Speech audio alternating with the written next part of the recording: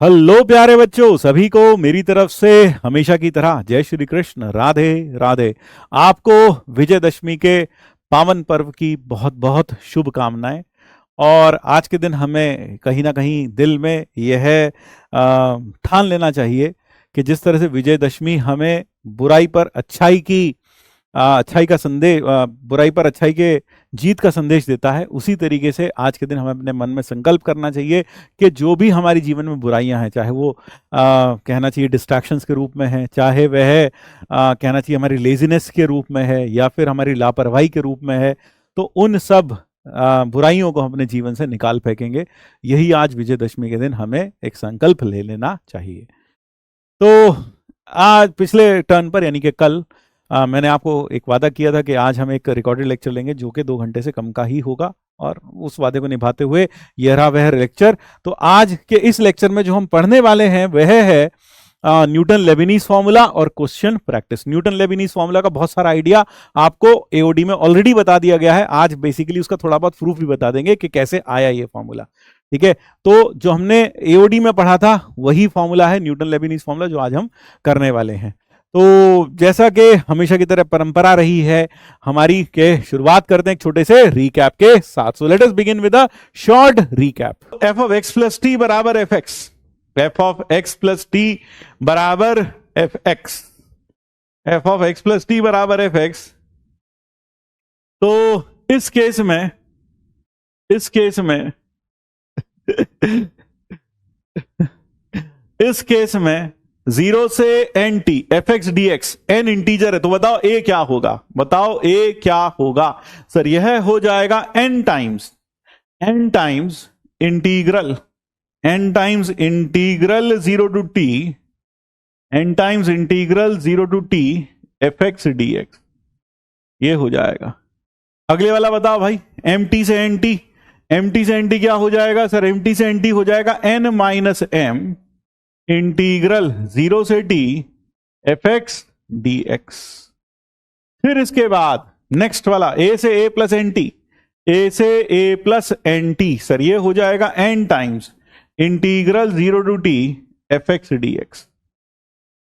फिर उससे अगला 0 से pi by 2 sine cube X cos cube X का इंटीग्रल बताओ रे, हाँ जल्दी से बताओ इसका integral. Tell me the next integral, tell me the next integral.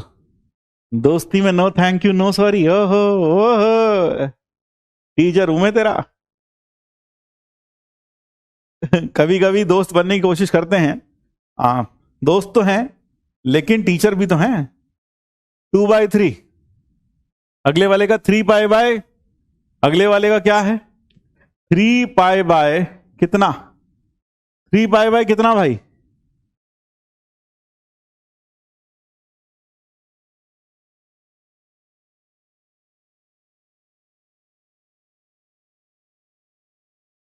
Sixteen, ये आ गया भाई। अब अगला यही है ना 3 पाई बाय 16, जरा कंफर्म करो क्योंकि मुझे याद नहीं है, शायद मैं भूल गया थोड़ा सा। 3 पाई बाय 16, चलो ठीक है।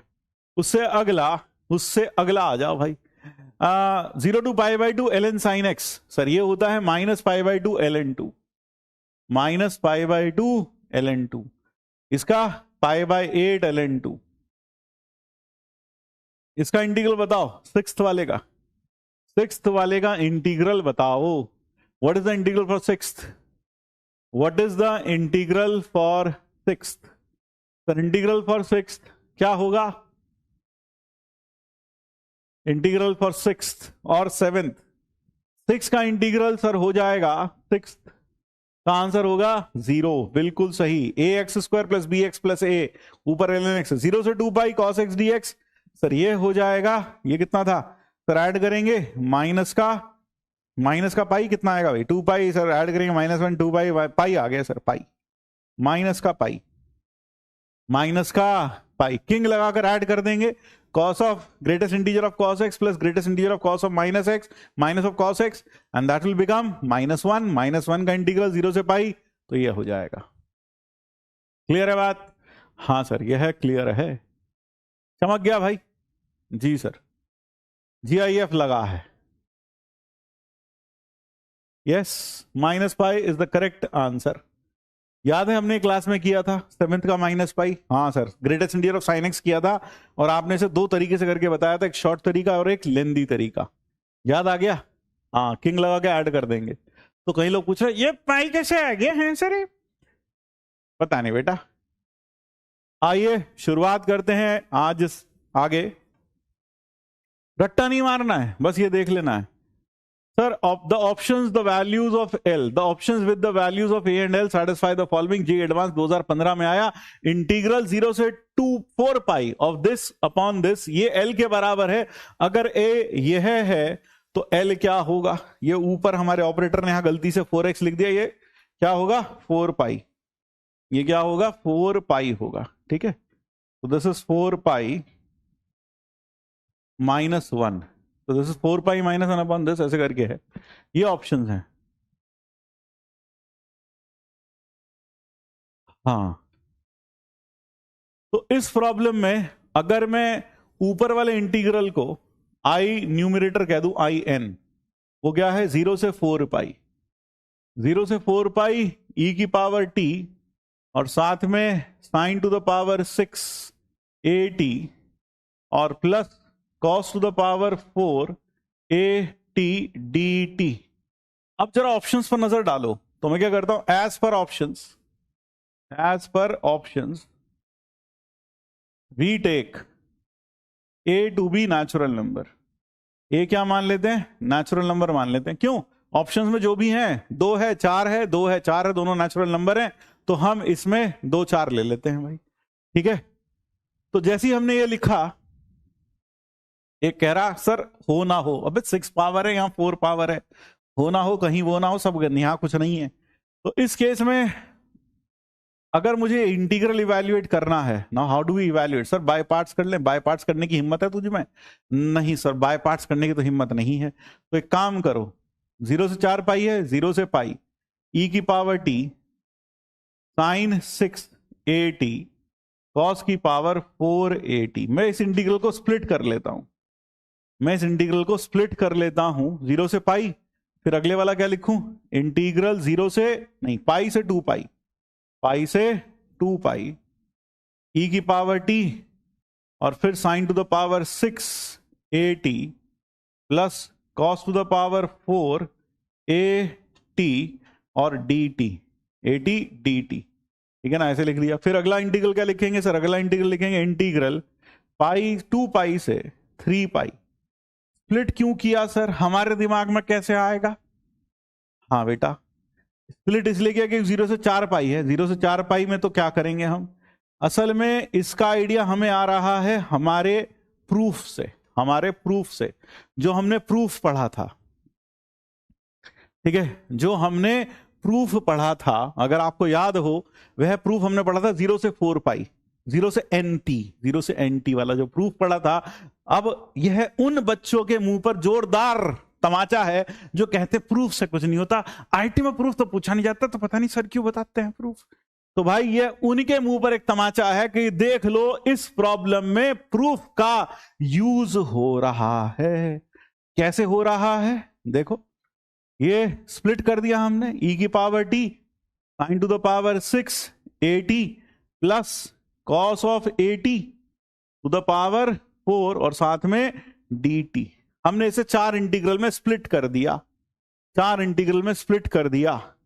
प्रूफ में देखा जाए तो ये फंक्शन तो पीरियोडिक है। हाँ सर, ये फंक्शन पीरियोडिक है, ये फंक्शन पीरियोडिक है, ये फंक्शन पीरियोडिक है, ये फंक्शन पीरियोडिक है, लेकिन ये फंक्शन पीरियोडिक नहीं है। कोई बात नहीं, इस फंक्शन में हम t को पुट कर देते हैं पाई प्लस एक्स। याद आया? वहां भी लोअर लिमिट प्लस एक्स रखा था, यहां पर t को रख देते हैं 2 पाई प्लस एक्स, और यहां पर t को रख देते हैं 3 पाई प्लस एक्स। अब जरा सोचो, अगर मैं sign to the power 6 of a into कुछ से 2 पाई प्लस एक्स फाइंड करूंगा तो क्या आएगा? और cos to the power 4 a of 2 pi plus X करूंगा तो वो क्या आएगा? और इसी तरह से साइन की power 6 of a into pi plus x, अगर मैं लिखूं पाई प्लस एक्स रखूंगा तो बराबर आएंगे या अलग अलग आएगा, जरा सोच लो। A into pi plus x, और इसी तरीके से sine to the power 6 of a into 3 pi plus x रखूंगा तो सबकी वैल्यू क्या आएगी, cos to the power 4 a into 3 pi plus x, इन सब की वैल्यू क्या आएगी, सेम आएगी। और सेम कितनी आएगी sir, sine of power 6 A X cos of power 4 A X. देख लो भाई, यही आएगी, सबकी वैल्यू सेम टू सेम आएगी। क्लियर है? हाँ सर, यही आएगा। तो इस केस में जैसी आई एन की बात की जाए तो आई एन हो गया हमारे पास, आई एन हो गया इंटीग्रल 0 से पाई ई की power t sine to the power 6 a t plus cos to the power 4 a t cos to the power 4 a t D t, फिर प्लस यहां पर अब लोअर लिमिट बताओ भाई, लोअर लिमिट क्या बनेगी सर, जब रखेंगे पाई तो 0, पाई रखो टी की जगह, टी की जगह रखना है, और यहां 2 पाई रखोगे तो पाई, तो 0 से पाई बन गई सर लिमिट, 0 से पाई, और यहां बन गया ई की पावर टी प्लस पाई, और साथ में sign to the power 6 A x plus cos to the power 4 A x D X, ये बन गया। अगला इंटीग्रल क्या बन गया, ठीक है, अगला इंटीग्रल क्या बन गया, अगला इंटीग्रल बन गया इंटीग्रल फिर से 0 से पाई, खुद देख लो 0 से पाई बन जाएगा, ये भी 0 से पाई बन जाएगा, और ये बनेगा ई की पावर टी प्लस 2 पाई, और अंदर वापस sine to the power 6 A x plus cos to the power 4 A x D x, और last integral will be from 0 to pi e की पावर टी प्लस 3 पाई, और अंदर साइन की power 6 a t plus cos to the power 4 plus cos to the power 4 of A t D T, ऐसा ए x D x, ए x D x. अब क्या करो sir, कपड़े बदल दो इनके खटाखट। अब जैसी कपड़े बदले, ये हुआ इंटीग्रल 0 से पाई ई की power t sine to the power 6 a t और plus cos to the power 6 a t cos to the power 4 a t, यही आ गया। दूसरे वाला बन गया प्लस ई की पावर पाई इंटू इंटीग्रल 0 से पाई ई की पावर टी साइन की पावर 6 ए टी और प्लस कॉस की पावर 4 ए टी। फिर तीसरा इंटीग्रल बन गया ई की पावर 2 पाई, 0 से पाई ई की पावर टी साइन की power 6 a t plus cos की power 4 a t D t. फिर प्लस, मैं एक स्टेप लिख रहा हूं इसलिए ताकि किसी की भी झोपड़ी ना जले। इंटीग्रल 0 से पाई ई की पावर टी साइन की power 6 a t plus cos to the power 4 a t D T, ये आ गया भाई। क्लियर हुआ? हाँ, ये बात समझ में आ गई? हाँ सर, यह है, क्लियर हो गया। यहां पर x प्लस टी कर देना भाई, हमने यहां t प्लस एक्स लिखा है, यहां x रख देना है ना। हाँ, यहां x रख देना भाई, यहां गलती से हमने e की पावर x प्लस 2 पाई लिख देना भाई, है ना। हाँ, x प्लस 2 पाई, x प्लस 2 पाई, और यहां पर भी e की पावर x प्लस 3 पाई, e की पावर x प्लस पाई। समझ गया? हाँ, और सबको फिर रिप्लेस कर दिया। आई होप दिस इज क्लियर। अब आप देख सकते हैं ये इंटीग्रल कॉमन आ गया और अंदर बच गया e की पावर पाई और 1 प्लस e की पावर पाई, e की पावर 2 पाई प्लस e की पावर 3 पाई इंटू इंटीग्रल 0 से पाई e की power t sine to the power 6 a t plus cos to the power 4 a t D T, ये बन गया। ये बात समझ में आई? हाँ सर। अब जैसे ही ये हुआ, ये तो जीपी है, इसका सम क्या होगा सर? 1 इंटू ई की पावर कॉमन रेशियो 4, तो ई की पावर पाई की पावर 4 माइनस 1 अपॉन ई की power pi minus 1 integral 0 to pi e की पावर टी इंटू साइन की पावर 6 AT प्लस कॉस की पावर 4 AT dt। गौर से देखें, जो ये लिखा हुआ है ये तो डिनोमिनेटर लिखा हुआ है, तो अगर मैं इसको आईडी कह दूं तो क्या बोल दूं? Let this be ID, this be ID, integration denominator. तो यह बन गया अपने पास ई की पावर 4 पाई माइनस 1 अपॉन ई की power pi minus 1 into I D, ये बन गया। हाँ सर। तो अब हम कह सकते हैं दिस इंप्लाइज आई एन बराबर ई की पावर 4 पाई माइनस 1 अपॉन ई की power pi minus 1 into I d. तो I n upon I d कितना हुआ भाई? Sir I n upon I d हो गया, वही तो हमें चाहिए। हाँ sir, I n upon I d हो गया ई की पावर 4 पाई माइनस 1 अपॉन ई की पावर पाई माइनस 1, जहां ए कोई नेचुरल नंबर है, जहां पर ए कोई नेचुरल नंबर है। Is this clear? हाँ, यह क्लियर हो गया। बिल्कुल सर, यह क्लियर हुआ।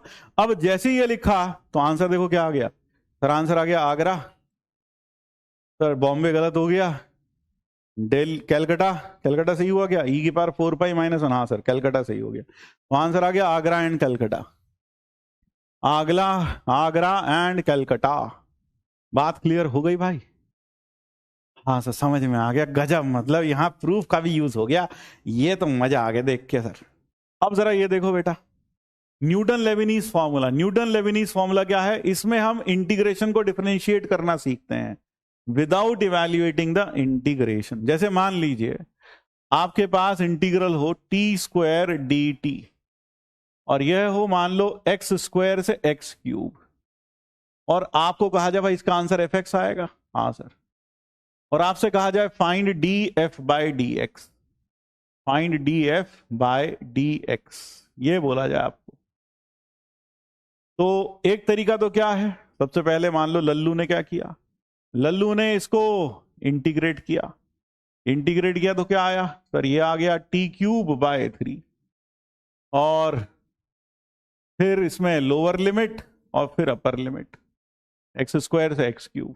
तो पुट किया एक्स की पावर 9 माइनस एक्स की पावर 6 अपॉन 3, ये आ गया। अब एफ डैश एक्स कैलकुलेट किया इसने, एफ डैश एक्स जो कि D F by D x होगा, वो क्या कैलकुलेट किया? वह हो गया 9x की पावर 8 माइनस 6x की पावर 5 अपॉन 3, यानी कि 3x की पावर 8 माइनस 2x की पावर 5, ये हो गया इसका डेरिवेटिव। तो लल्लू ने पहले से इंटीग्रेट किया।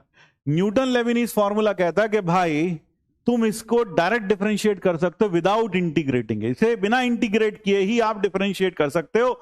और वो क्या कहता है? Newton Leibniz formula, Newton Leibniz formula कहता है इसका अगर डेरिवेटिव करना है तो सीधा सीधा एफ डैश एक्स कैसे होता है? Upper limit in the function, T square की जगह क्या रख दो? टी की जगह अपर limit in the function, upper limit in the function minus into upper limit का डेरिवेटिव, इंटू अपर लिमिट का डेरिवेटिव, फिर minus lower limit in the function, यानी जहां टी है वहां एक्स स्क्वायर रख दिया, तो एक्स स्क्वायर का स्क्वायर इंटू लोअर लिमिट का derivative D by D x of x square. ये न्यूटन लेविनीज फॉर्मूला से किया। एक्स की power 6 into 3x square minus x की पावर 4 इंटू 2x, कितना आया? तो 3x की पावर 8 माइनस 2x की power 5। So this is using Newton-Leibniz formula. It is without using the Newton-Leibniz formula. ठीक है? हाँ, ये बात क्लियर है। एओडी में हमने आपको बताया भी था, बिल्कुल बताया था। तो आप क्या पाते हैं? यहां दो झंझट होंगे। पहले तो आप इसे इंटीग्रेट करोगे, फिर इंटीग्रेट करने के बाद डिफरेंशिएट करोगे, और यहां सीधा सीधा डिफरेंशिएट हो जाएगा।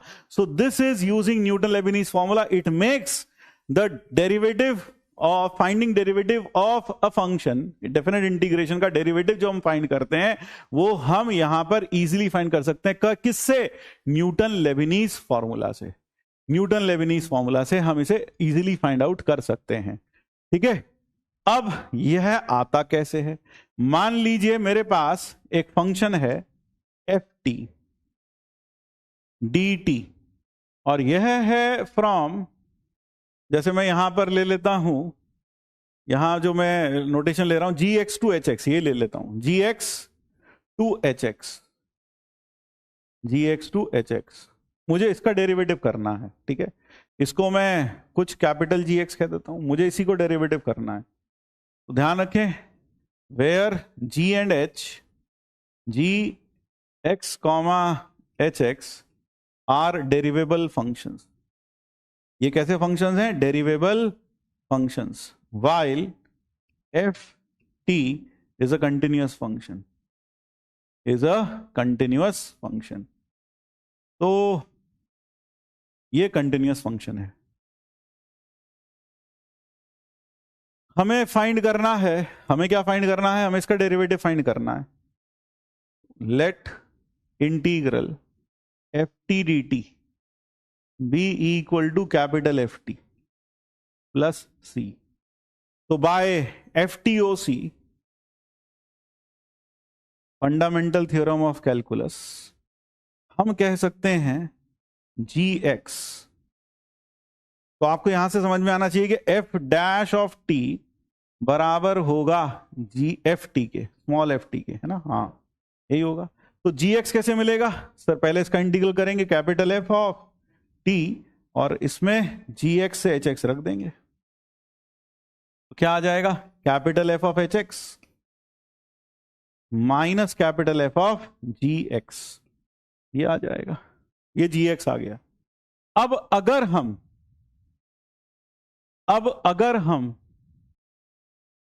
अगर हम इसमें दोनों साइड को डिफरेंशिएट कर दें, differentiating both the sides, differentiating both the sides, तो क्या आ जाएगा?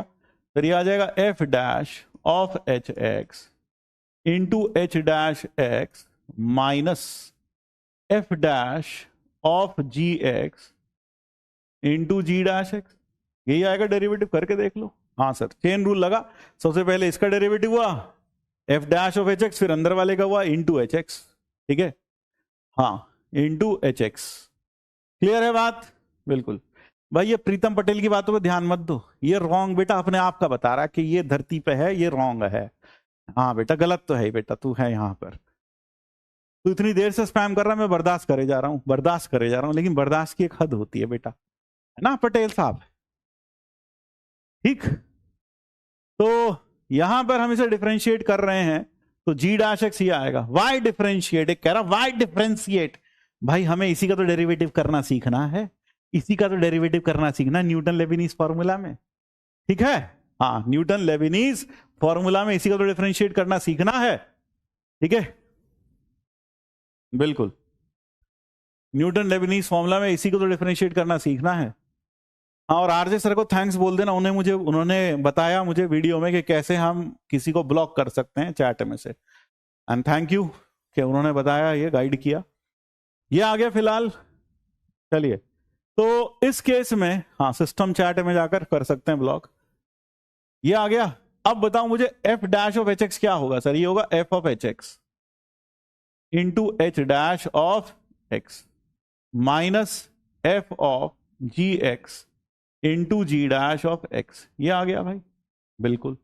तो यह हो गया जी डैश एक्स। अब जी डैश एक्स का मतलब क्या हुआ? D by D x of ji X, और जी एक्स क्या था? Integral H ji x to H X F T D T बराबर आ गया, क्योंकि जी एक्स तो यही था भाई, एफ ऑफ एच एक्स। तो ये हो गया न्यूटन लेबनीज फॉर्मूला का proof, minus F of ji x इसका into ji dash of x. देख रहे हो, कैपिटल एफ डैश एक्स किसके बराबर था? Capital F dash capital F dash of T is equal to small F T, तो यहां पर capital F dash of H X लिखा था, उसकी जगह स्मॉल एफ एक्स लिख दो, एफ ऑफ एच एक्स लिख दो। यहां capital F dash of F X ji X था, तो ये एफ ऑफ जी एक्स बन गया। तो इसको देखकर क्या लग रहा है सर? इसको देखकर समझ में आ रहा है upper limit in function, upper limit in function into upper limit का derivative into d by D x of upper limit. फिर माइनस क्या हो रहा है भाई जरा देखो सर, माइनस हो रहा है minus lower limit in function, lower limit in function, ढंग से लिख देता हूं, in function lower limit in function into d by D x of lower limit, into d by D x of lower limit. यही तो हो रहा है भाई, जरा देख लो। हाँ सर यही हो रहा है, चमक गया?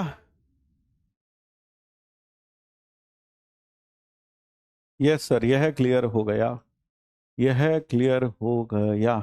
यहां जो डेफिनेट इंटीग्रेशन है वह अपने आप में एक वेरिएबल है, क्यों? जी एक्स से एच एक्स है, इसमें जो आंसर आएगा वो एक फंक्शन आएगा एक्स का, फिर दोबारा से it will come out as a function of x.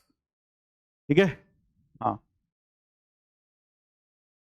तो यह हो गया न्यूटन लेविनिस फॉर्मूला का प्रूफ, और यहां पर यह लिखा हुआ भी है, यहां पर यह लिखा हुआ भी है इसका डेरिवेटिव। ये हो गया डिफरेंशिएटिंग एंड इंटीग्रेशन। यहां पर एक काम की बात यह है, यहां पर एक काम की बात यह है, कह सकते हैं, ध्यान रखिएगा, द इंटीग्रैंड, ये जो लगाया हमने नोट, द इंटीग्रैंड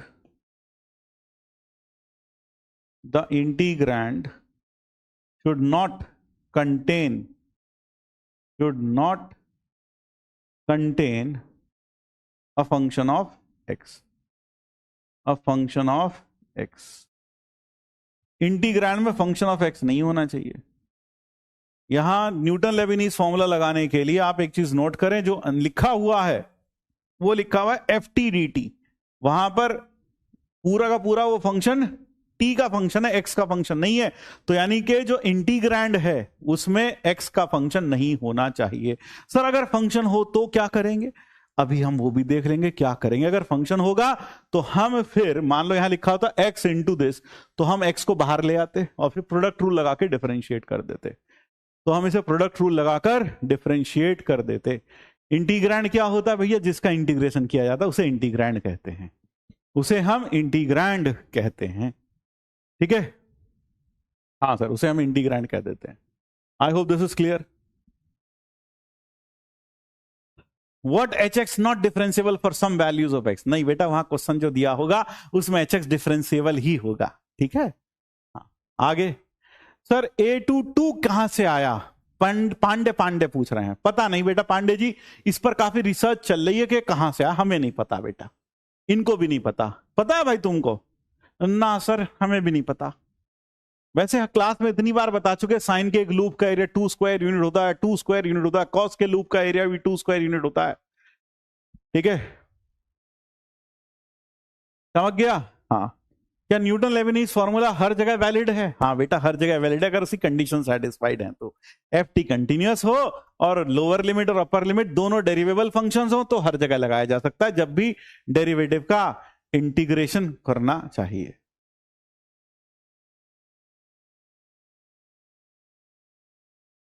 ठीक, हाँ सर, ये चीज फंक्शन एंड जीएक्स की जगह कांस्टेंट होने पर वैलिड है।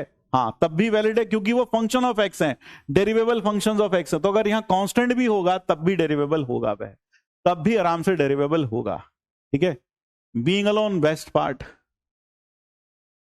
हाँ, बर्दाश्त तो हम भी कर रहे हैं, कुछ सामने बन के हमेशा रेलिवेंट डाउट का आंसर इररिलेवेंट देते हैं। ठीक है, कुछ एसएमई बन के हमेशा रिलेवेंट डाउट का आंसर इररिलेवेंट देते हैं और इररिलेवेंट डाउट को अपवोट कर देते हैं। आप तो ब्लॉक भी कर सकते हो, यहां एसएमई तो कुछ करते ही नहीं, ना ब्लॉक ना डाउट ना सॉल्व। ऐसा क्या डाउट हो गया भाई? ऐसा क्या इतना दर्द तेरी जिंदगी में है? ऐसा क्या हो गया बेटा? ऐसा क्या हो गया? ऐसा क्या हो गया भाई? Thank you. Sir sine function 1 complete loop का एरिया 2 स्क्वायर यूनिट होता है और हाफ लूप का 1 यूनिट होना चाहिए। बिल्कुल सही। आप एक की जगह पर 2 क्यों लिखे हैं भाई? लूप में हम भाई ऐसा बनाए थे डायग्राम, ये बस इतना हाफ लूप जो हमने ये लिखा ना, ये लूप है बेटा। इस लूप का एरिया 2 स्क्वायर यूनिट होता है बेटा। हमें माफ कर दो बेटा, हम दोबारा बता देते बेटा। हम दोबारा, हमसे गलती होगी बेटा, हम दोबारा बता दे तुमको। हाँ 2 बार, 1 बार और बता देते, लो, है ना। तीसरी बार पूछोगे तब भी बता देंगे। पूरा साल यही बताते रहेंगे बेटा, हम चिंता ना करो, है ना। हाँ मतलब ये बताना तो पड़ेगा आपको, बिल्कुल बताना पड़ेगा। 100 बार पूछेंगे हम, क्योंकि हम पढ़ते लिखते थोड़ी है, हम तो 100 बार पूछेंगे, तो 100 के 100 बार बताओगे आप। हाँ बेटा बिल्कुल सही, कोई बात नहीं।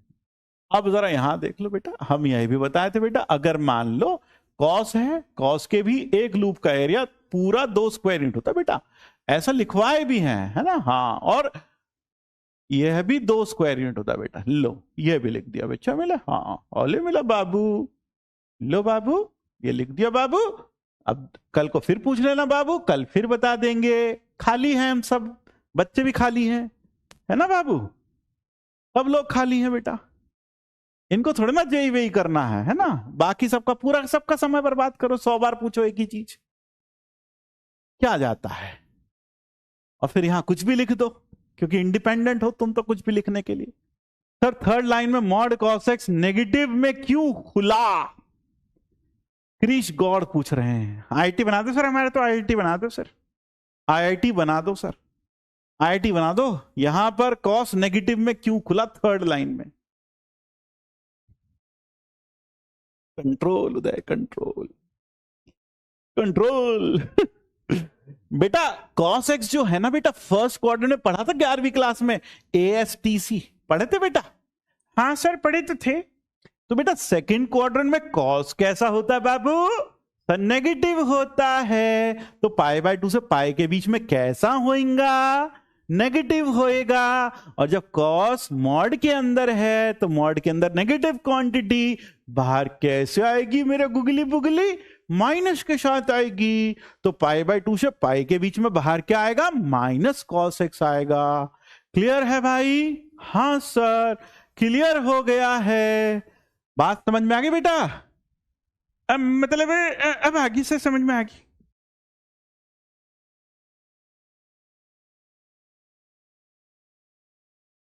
एक कह रहा पार्शियल फ्रैक्शन नहीं कराया आपने।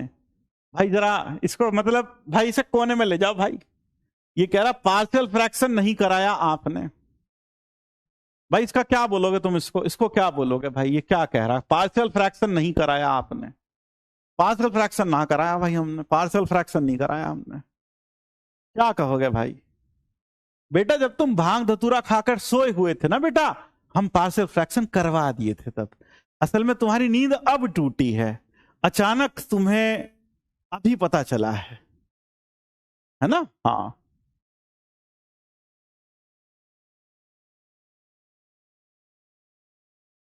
सर हम कपड़े चेंज करके एक्स के फंक्शन टी में कर सकते हैं ना, फिर ये कंडीशन कैसे? कौन सी कंडीशन? अच्छा हाँ, ये एक काम का सवाल पूछा भाई ने कि अगर मान लो सर, बिल्कुल आपकी बहुत अच्छी बात, ये एक बहुत अच्छी और ये पहली बार इंटेलिजेंट डाउट पूछा है, इसको आंसर करते हुए दिल खुश हो रहा है। यहां लिखा है मान लो x इंटू एफ टी। अब ये बच्चा कह रहा है कि सर हम तो इसके कपड़े चेंज कर सकते, तो x को क्यों नहीं t में चेंज कर देते? तो बेटा जब इंटीग्रेशन में चेंज करेंगे ना तो पूरे में चेंज करेंगे। यहां t का फंक्शन पहले है, यहां x है, तो कैसे चेंज कर दें? अगर ये पूरे में x होता तब हम पूरे का चेंज करते, फिर कोई दिक्कत नहीं थी। लेकिन एक x और साथ में एक एफ टी लगा है, तो भैया ऐसे चेंज नहीं कर सकते कि आधा चेंज कर दिया, है ना, ऊपर ऊपर चेंज कर दिया, नीचे का चेंज, बस सब चेंज करना पड़ेगा बेटा पूरा, है ना। तो आधे में x है आधे में एफ टी है, तो चेंज नहीं कर सकते। क्लियर है बात? हाँ सर यह बात क्लियर है। चलिए नेक्स्ट आगे बढ़ते हैं। यह प्रॉब्लम देखिए, D by D x of sine x, ये कर लोगे भाई खुद। इसका प्रॉब्लम यहां देखा जाए, यहां पर इसका डेरिवेटिव करना है, तो sir upper limit in the function, sine x cube into upper limit का डेरिवेटिव 3x², फिर minus lower limit in the function into lower limit का डेरिवेटिव। तो यह हो गया 3x² sine x cube minus 2x into sine x²। तो that is the answer. फिर इसके बाद इसका बताओ sir, upper limit in the function e की power sine square x into sine X का डेरिवेटिव कॉस एक्स, फिर minus lower limit in the function e की पावर 4, 2 का डेरिवेटिव 0। तो यानी आंसर आ गया e की power sine square x into cos x into e की power sine square x. So that is the answer. Lower limit constant है, तो यहां से उन बच्चों का वो जो डाउट था क्या कांस्टेंट हो सकता है, हाँ भाई हो सकता है, अपनी खुली आंखों से देखो। क्लियर है? हाँ सर। अब जरा ये वाला सवाल देखो बेटा, बहुत ही प्यारा सवाल है, बहुत ही प्यारा सवाल है। यहां पर हमें शो करना है इस इंटीग्रेशन की वैल्यू कितनी होगी। इस इंटीग्रेशन की वैल्यू होगी, यहां पर एक चीज याद रखना, जो x दे रखा है वो 0 से π/2 दे रखा है, x बिलोंग्स टू 0 से π/2। ठीक है, तो इस केस में यह जो सवाल है, इस सवाल में शो करना है कि भाई x चाहे कुछ भी ले लो 0 से π/2 के बीच में, इसकी वैल्यू हमेशा 1 आएगी, इसकी वैल्यू हमेशा 1 आएगी। तो आओ देखते हैं कैसे आएगी इसकी वैल्यू 1। अच्छा एक चीज बताओ, अगर किसी फंक्शन की हमेशा वैल्यू 1 आती है, यानी वो उस फंक्शन को क्या बोलते हैं, उस फंक्शन को क्या बोलते हैं, उस फंक्शन को क्या बोलते हैं, जल्दी से बताओ, उस फंक्शन को क्या बोलते हैं sir? That function is called as, that function is called as, that function is called as, हाँ कांस्टेंट, बिल्कुल सही, that is called as constant. और कांस्टेंट कोई फंक्शन है पता कैसे चलता है? अगर कोई फंक्शन कांस्टेंट है तो पता कैसे चलता है? फिजिक्स में तुम एक्सेलरेशन कांस्टेंट कैसे दिखाते हो? कैसे दिखाते हो? कोई एक्सेलरेशन कांस्टेंट है, वेलोसिटी कांस्टेंट, कैसे दिखाते हो सर? हम उसका डेरिवेटिव 0 दिखाते हैं, हम उसका डेरिवेटिव 0 दिखाते हैं। तो हम क्या करते हैं, मुझे शो करना है इसकी वैल्यू हमेशा 1 होगी, तो लेट एफ एक्स बराबर दिस 1/e से tan x और t dt upon 1 plus t², फिर प्लस 1/e से cot x dt upon t into 1 plus t²। मैं क्या करने वाला हूं, इसको डिफरेंशिएट करता हूं, डिफरेंशिएट करूंगा तो upper limit in the function, तो ये आ गया tan t upon tan x, sorry tan x upon sec² x और इंटू अपर लिमिट का डेरिवेटिव sec² x। समझ गए होंगे, अपर limit in the function into upper limit का डेरिवेटिव, फिर minus lower limit in the function, lower limit का derivative 0, फिर plus अगर cot t पुट किया तो 1 upon cot t into cosec² x, sorry upper limit in the function into cosec² x into upper limit का derivative minus cosec² x into 0, minus 0, minus 0 क्यों? Lower limit in the function, lower limit का derivative. ठीक है, ये बात clear है? बिल्कुल sir. एक कह रहा है ऐसे तो कोई भी कांस्टेंट हो सकता है। अच्छा सही बात है बेटा, ऐसे तो कोई भी कांस्टेंट हो जाएगा, है ना, कोई भी कांस्टेंट हो जाएगा। हमें प्रूव करना है वो 1 है हमेशा, x की हर वैल्यू पर। इधर जो आएगा वो x का फंक्शन है, हमें प्रूव करना है इसका डेरिवेटिव, हमें प्रूव करना, हमने थोड़ी ना यहाँ इसको 0 लिखा, हम तो सिर्फ इस फंक्शन को ले रहे हैं, इस फंक्शन को। इस फंक्शन का डेरिवेटिव अगर 0 आता है तो उसका मतलब यह जो फंक्शन है हमेशा एक कांस्टेंट वैल्यू लेगा, जो कि 1 है, वो सिद्ध करेंगे कि 1 आएगी वो कांस्टेंट वैल्यू। ठीक है, समझ गया भाई? हाँ, ये कितना हो गया सर? ये हो गया tan x और यह हो गया माइनस tan x, तो 0 आ गया। इसका मतलब f dash x is equal to 0। इसका मतलब f एक कांस्टेंट होगा, एक कांस्टेंट फंक्शन होगा फॉर ऑल x इन 0 से π/2। क्योंकि अगर किसी फंक्शन का डेरिवेटिव 0 आ जाता है, इसका मतलब वो फंक्शन कैसा होता है? कांस्टेंट होता है। क्लियर है? हाँ सर। तो ये k आ गया। अब क्या करें, k कैसे निकालें? नाउ एफ ऑफ एक्स बराबर है किसके, 1/e से tan x dt upon t 1 plus T square, फिर प्लस दूसरा है 1/e से cot x dt over t into 1 plus T square. ठीक है, और इसकी वैल्यू हमेशा के लिए कांस्टेंट आ गई, ये हमें पता चल गया कांस्टेंट है भाई ये फंक्शन हमेशा। ठीक है, हाँ सर चमक गया भाई, बिल्कुल सर चमक गया है। अब इसको अगर मैं F of put X equal to pi by 4, X को पाई बाय 4 रख देते हैं, पाई बाय 4 रख के क्या फायदा होगा, वैसे तो कुछ भी रख सकते हैं जो चाहो 0 से पाई बाय 2 के बीच में। ठीक है, मान लो अगर कोई तुम्हें कहे कि एफ एक कांस्टेंट फंक्शन है 0 से पाई बाय 2 के बीच में, और f2 की वैल्यू f1 की वैल्यू 3 है, तो बताओ fx क्या होगा। ऑब्वियस ही बात है, मूर्ख से मूर्ख आदमी समझेगा fx 3 हो जाएगा, क्योंकि हमने कहा fx कांस्टेंट है 0 से पाई बाय 2, f1 3 है, तो fx क्या होगा, तो fx 3 हो जाएगा, क्योंकि 1 पर वैल्यू 3 है, फंक्शन कांस्टेंट है, तो fx बराबर 3 आ जाएगा। सिंपल सी बात है, इतनी तो बुद्धि होगी।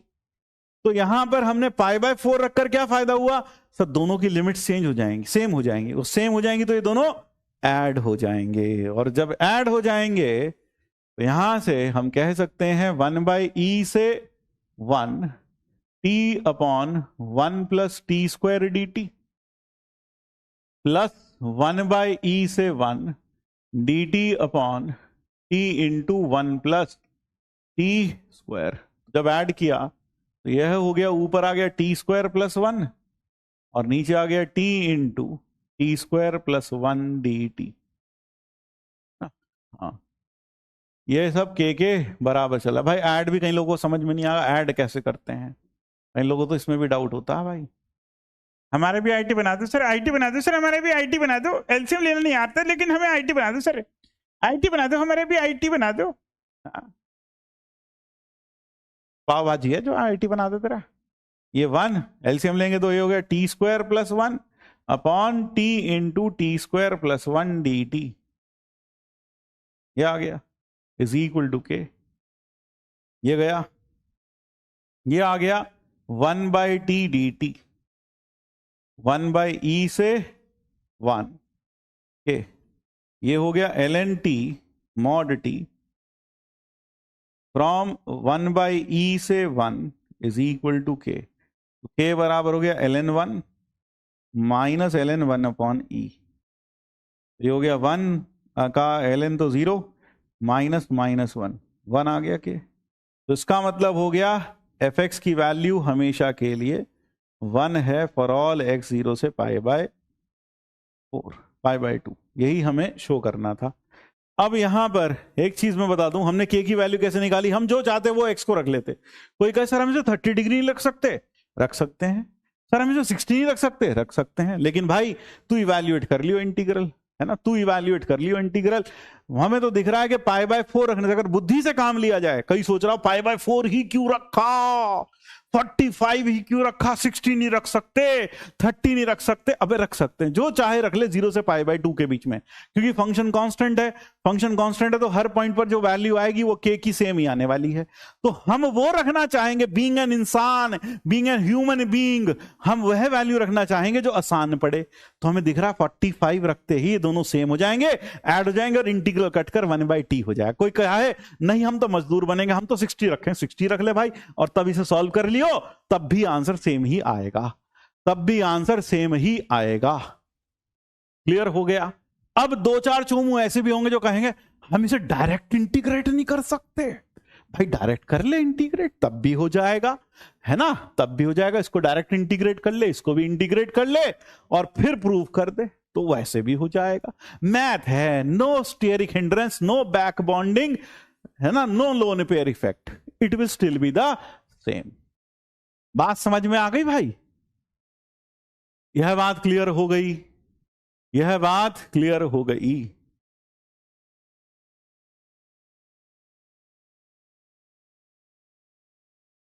ये कह रहा है यहां डिफरेंशिएशन का क्या जरूरत पड़ा, पता नहीं बेटा हमें यहां डिफरेंशिएशन का क्या जरूरत पड़ा। भाई दिखाना था इसकी वैल्यू हमेशा 1 है यानी कांस्टेंट है, तो वो कैसे पता चला? जब डिफरेंशिएट करा तब जाके 0 आया, तब पता चला कि फंक्शन कांस्टेंट है। बात क्लियर हो गई? हाँ सर, यह बात क्लियर हो गई। अब जरा ये देख लो, जेई मेंस 2020-23 में आया है, यह पूछा भाई ये तुम खुद कर लोगे कि मैं करूं? तुम बता दो। यहां पूछ रखा है फंक्शन कंटिन्यूअस है और हमें इसका डेरिवेटिव बताना है, तो क्या करें? दोनों साइड को डिफरेंशिएट कर दें। Differentiate with respect to T, with respect to T. इसे डिफरेंशिएट कर देते टी के रिस्पेक्ट में। जब टी के रिस्पेक्ट में डिफरेंशिएट करेंगे, ये इसके बराबर है for all T greater than 0। तो अगर डिफरेंशिएट करेंगे तो upper limit in the function F of T square, फिर इनटू अपर लिमिट का डेरिवेटिव 2t, फिर t की पावर 4 अपर लिमिट का डेरिवेटिव, यानी पहले अपर लिमिट इन द फंक्शन ऐसे रख लो भाई, कंफ्यूज मत होना, t की पावर 4 इनटू अपर लिमिट का डेरिवेटिव 2t, और फिर -0 is equal to 4t square. ये आ गया f of t square into 2 plus 2t की power 4 is equal to 4t for all t greater than 0। हमने t उड़ा दिया पूरे से, क्योंकि t 0 से बड़ा है, अर्थात t 0 नहीं है। ठीक है भाई? हाँ सर। अब इसमें क्या किया जाए sir? f of t square की वैल्यू आ गई सर 2t माइनस टी की पावर 4। जरा देख लो भाई, 2t माइनस टी की पावर 4। आईआईटी ने, जे इमेज ने क्या पूछ लिया? पाई स्क्वायर बाय 4 की वैल्यू पुट लीजिए, तो पाई बाय 2 रख दें, पुट। हाँ सर। सर एक पता कैसे चलेगा कि पाई बाय 2 रखना है? बेटा इसके लिए यंत्र आता है दिमाग, उससे पता चलता है ना, बाकी वैसे नहीं पता चलता। आकाशवाणी नहीं होगी, क्योंकि दिख रहा होगा बेटा, बीइंग एन इंसान के पाई स्क्वायर बाय 4 देवता लोगों को नहीं पता चलेगा, इंसानों को पता चल जाता है। पाई बाय 2 माइनस पाई की पावर 4 अपॉन 16, तो पाई कॉमन लिया, 1 minus pi cube by 16 is the answer. So the answer is Bombay. So the answer is Bombay. Clear हो गया? हाँ सर। नेक्स्ट, अब आता है यहां, यह फंक्शन में t भी है और x भी है, तो हम यहां पर we can not apply Newton Leibniz formula. यहां नहीं लगा सकते। क्यों? न्यूटन लेविनीज फॉर्मूला लगाने के लिए जो इंटीग्रैंड है उसमें x का फंक्शन नहीं होना चाहिए। तो क्या किया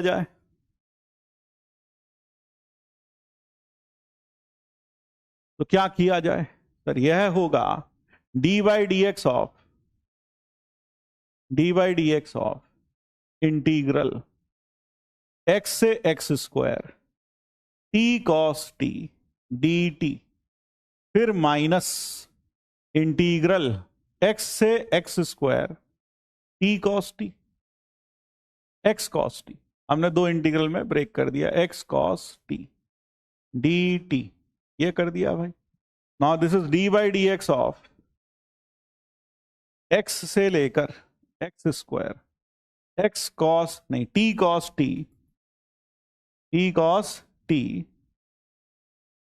dt minus x into x से x square. x can be taken out of the integral sign because ये इंटीग्रेशन t के रिस्पेक्ट में है, तो x will behave like a constant dt। ये हो गया भाई। अब इसको डिफरेंशिएट करते हैं, अपर limit in the function x square cos x square into upper limit का डेरिवेटिव, फिर minus lower limit in the function x cos x into lower limit का डेरिवेटिव 1। ये हो गया पहले वाले का इंटीग्रेशन डेरिवेटिव।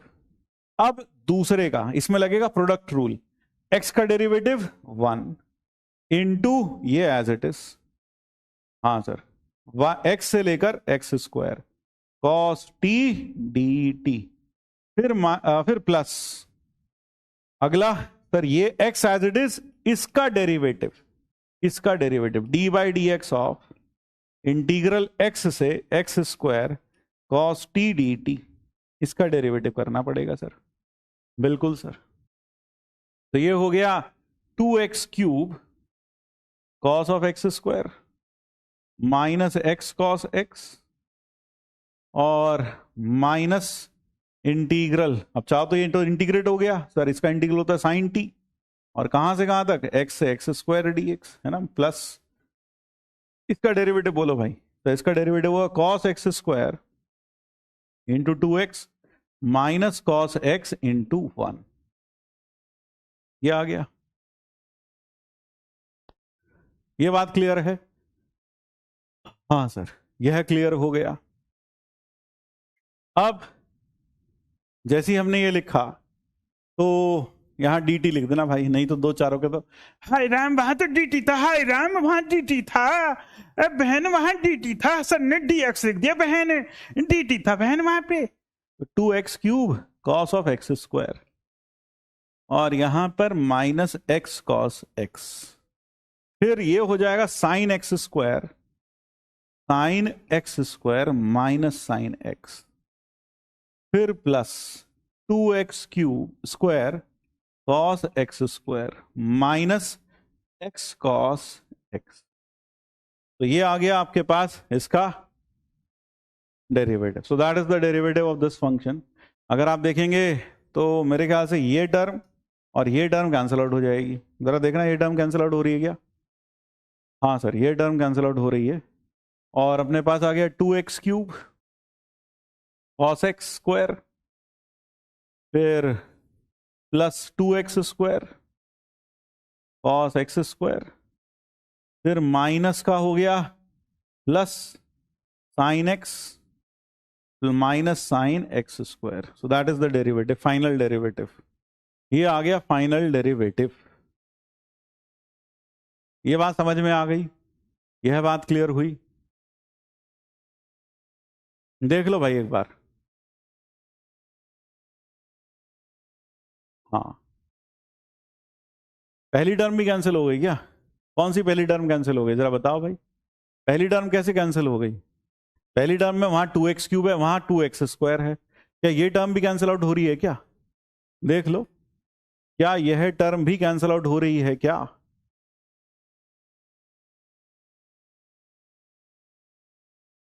हाँ, क्लियर हो गया? वहां 2x क्यूब है और वहां 2x स्क्वायर है। ये माइनस में लिख देना भाई, है ना, यहां माइनस लिख लेना बस, यहां पे ये माइनस 2x स्क्वायर लिख लेना आप। ठीक भाई, जल्दी से MTZ लिख के भेजो, अगर आंसर मैच हो गया है पढ़ने वाले बच्चों, जल्दी से MTZ लिख कर भेजो, MTZ लिख कर भेजिए, MTZ लिख कर भेजिए।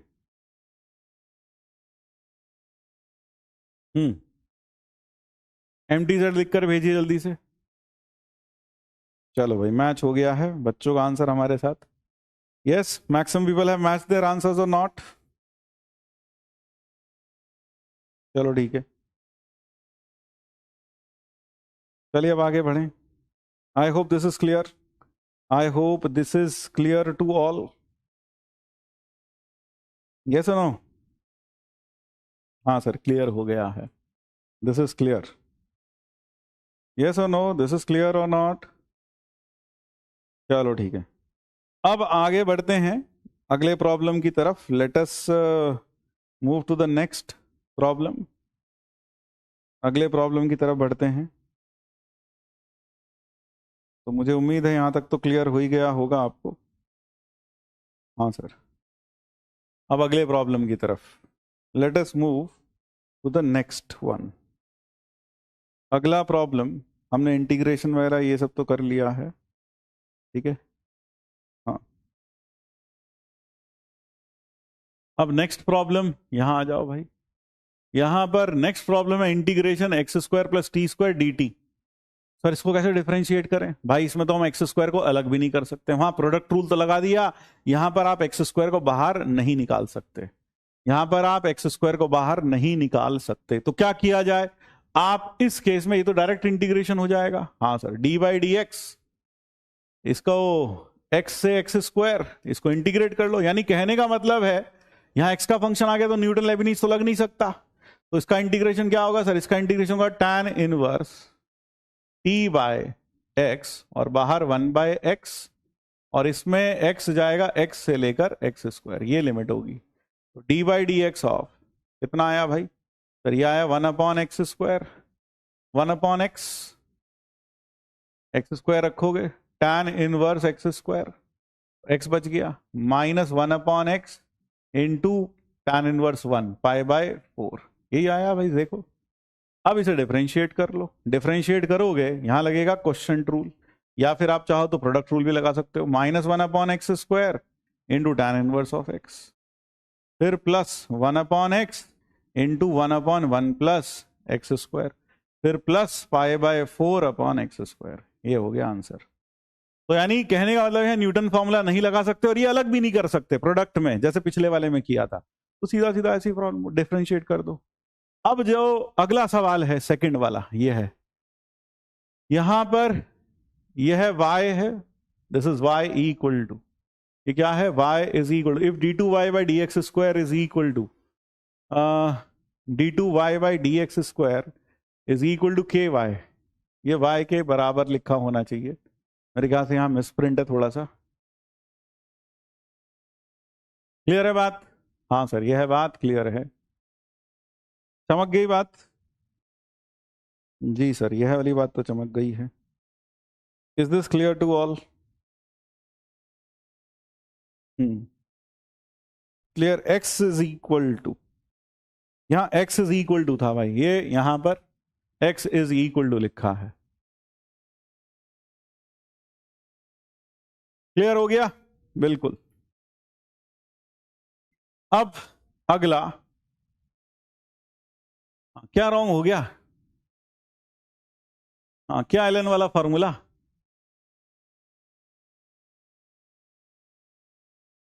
हाँ चमक गया भाई ये, हाँ सर ये चमक गया, जल्दी से एम्प्टी सेट लिखकर भेजो जितने लोगों का आंसर मैच हो गया।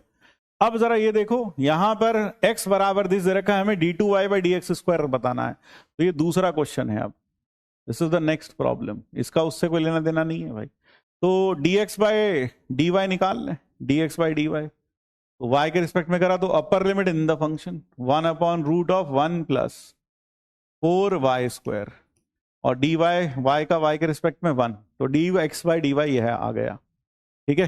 हाँ चलो मैच हो गया ना बेटा, बेटा मैच लिखते रहा करो, मैच लिखते रहा करो। एक कह रहा है एक्स स्क्वायर का डेरिवेटिव भी तो होगा, अबे अकल के दुश्मन, इसे इंटीग्रेट किया है, लिमिट्स पुट की हैं, यहां न्यूटन लेबनीज लगा ही नहीं सकते, न्यूटन लेबनीज लगाया ही नहीं, इसको दिख रहा है यहां न्यूटन लेबनीज लगा दिया, भाई न्यूटन लेबनीज ना लगाया, इसमें एक्स का फंक्शन है, बाहर नहीं आ सकता, इसका integration a square plus x square 1 by a x upon a, lower limit x upper limit x square, फिर ये जो करते हैं इंटीग्रेट किया फिर डिफरेंशिएट किया, इसमें इसको लग रहा कि एक्स स्क्वायर का डेरिवेटिव भी तो करना पड़ेगा।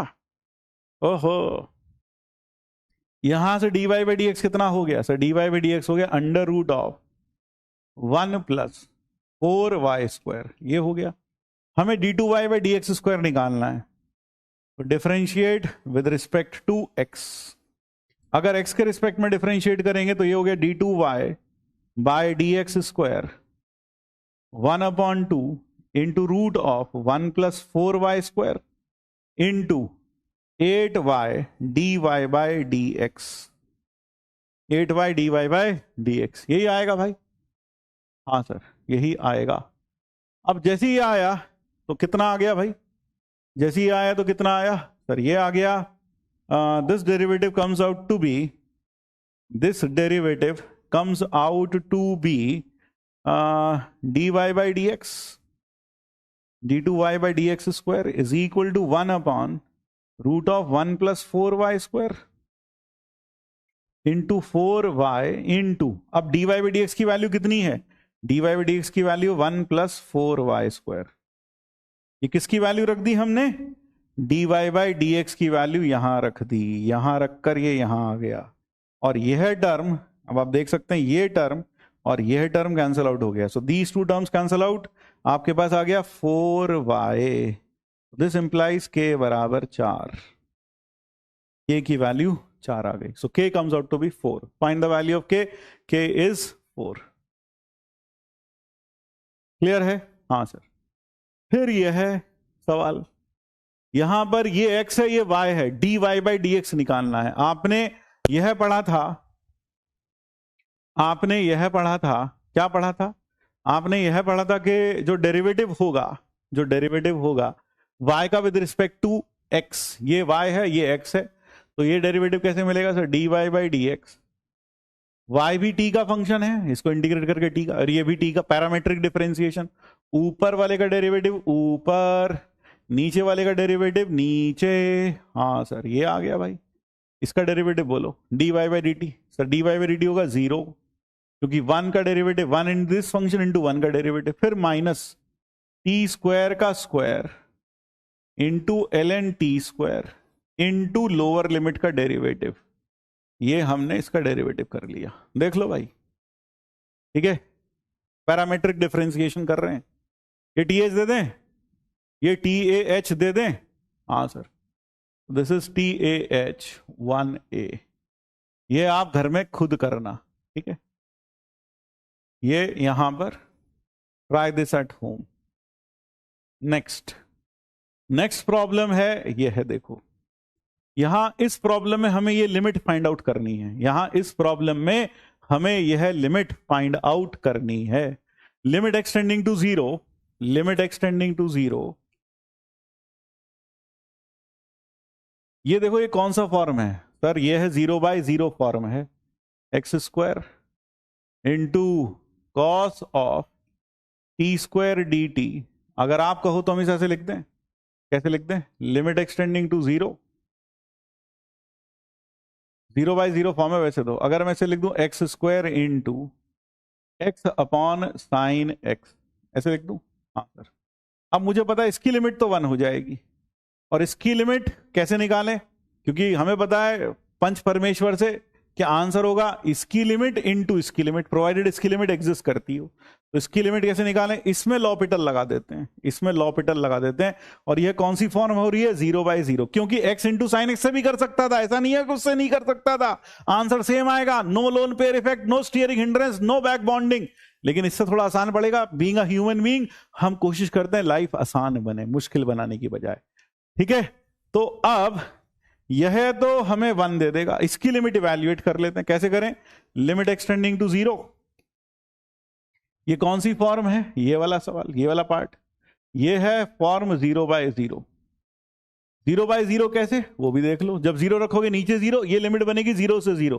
0 से 0 इंटीग्रेट करेंगे तो डेफिनेटली आंसर 0 ही आएगा, क्योंकि 0 से 0 एरिया आएगा ही नहीं, नेट एरिया 0 होगा. तो इस केस में जब डिफरेंशिएट करेंगे तो आएगा cos x की पावर 4 इंटू अपर लिमिट का derivative into 2x. Upper limit in the function into upper limit का derivative minus lower limit in the function, lower limit का डेरिवेटिव इंटू 2x. ये ब्रैकेट में ऐसे ही रहा, ये ब्रैकेट इसके लिए लगा दिया हमने. ये इस ब्रैकेट में कौन है? x अपॉन साइन एक्स है. तो इसकी लिमिट तो हमें पता है, हम इसकी लिमिट इवैल्यूएट कर रहे हैं. किसकी मदद से? लॉपिटल की मदद से. यह है 2x, यह है 2x, कैंसल आउट हो गया. क्या बच गया? Limit extending to 0 cos x की power 4 into x upon sine x. This becomes 1. So the limit comes out to be 1. 1 is the correct answer. बिल्कुल सर. हाँ सर, 1 आ गया आंसर.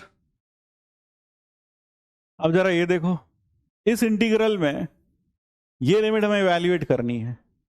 तो क्या लिखें? Limit extending to 0. गौर से देखो, ये लिखा है 0 से x e की power t square D T.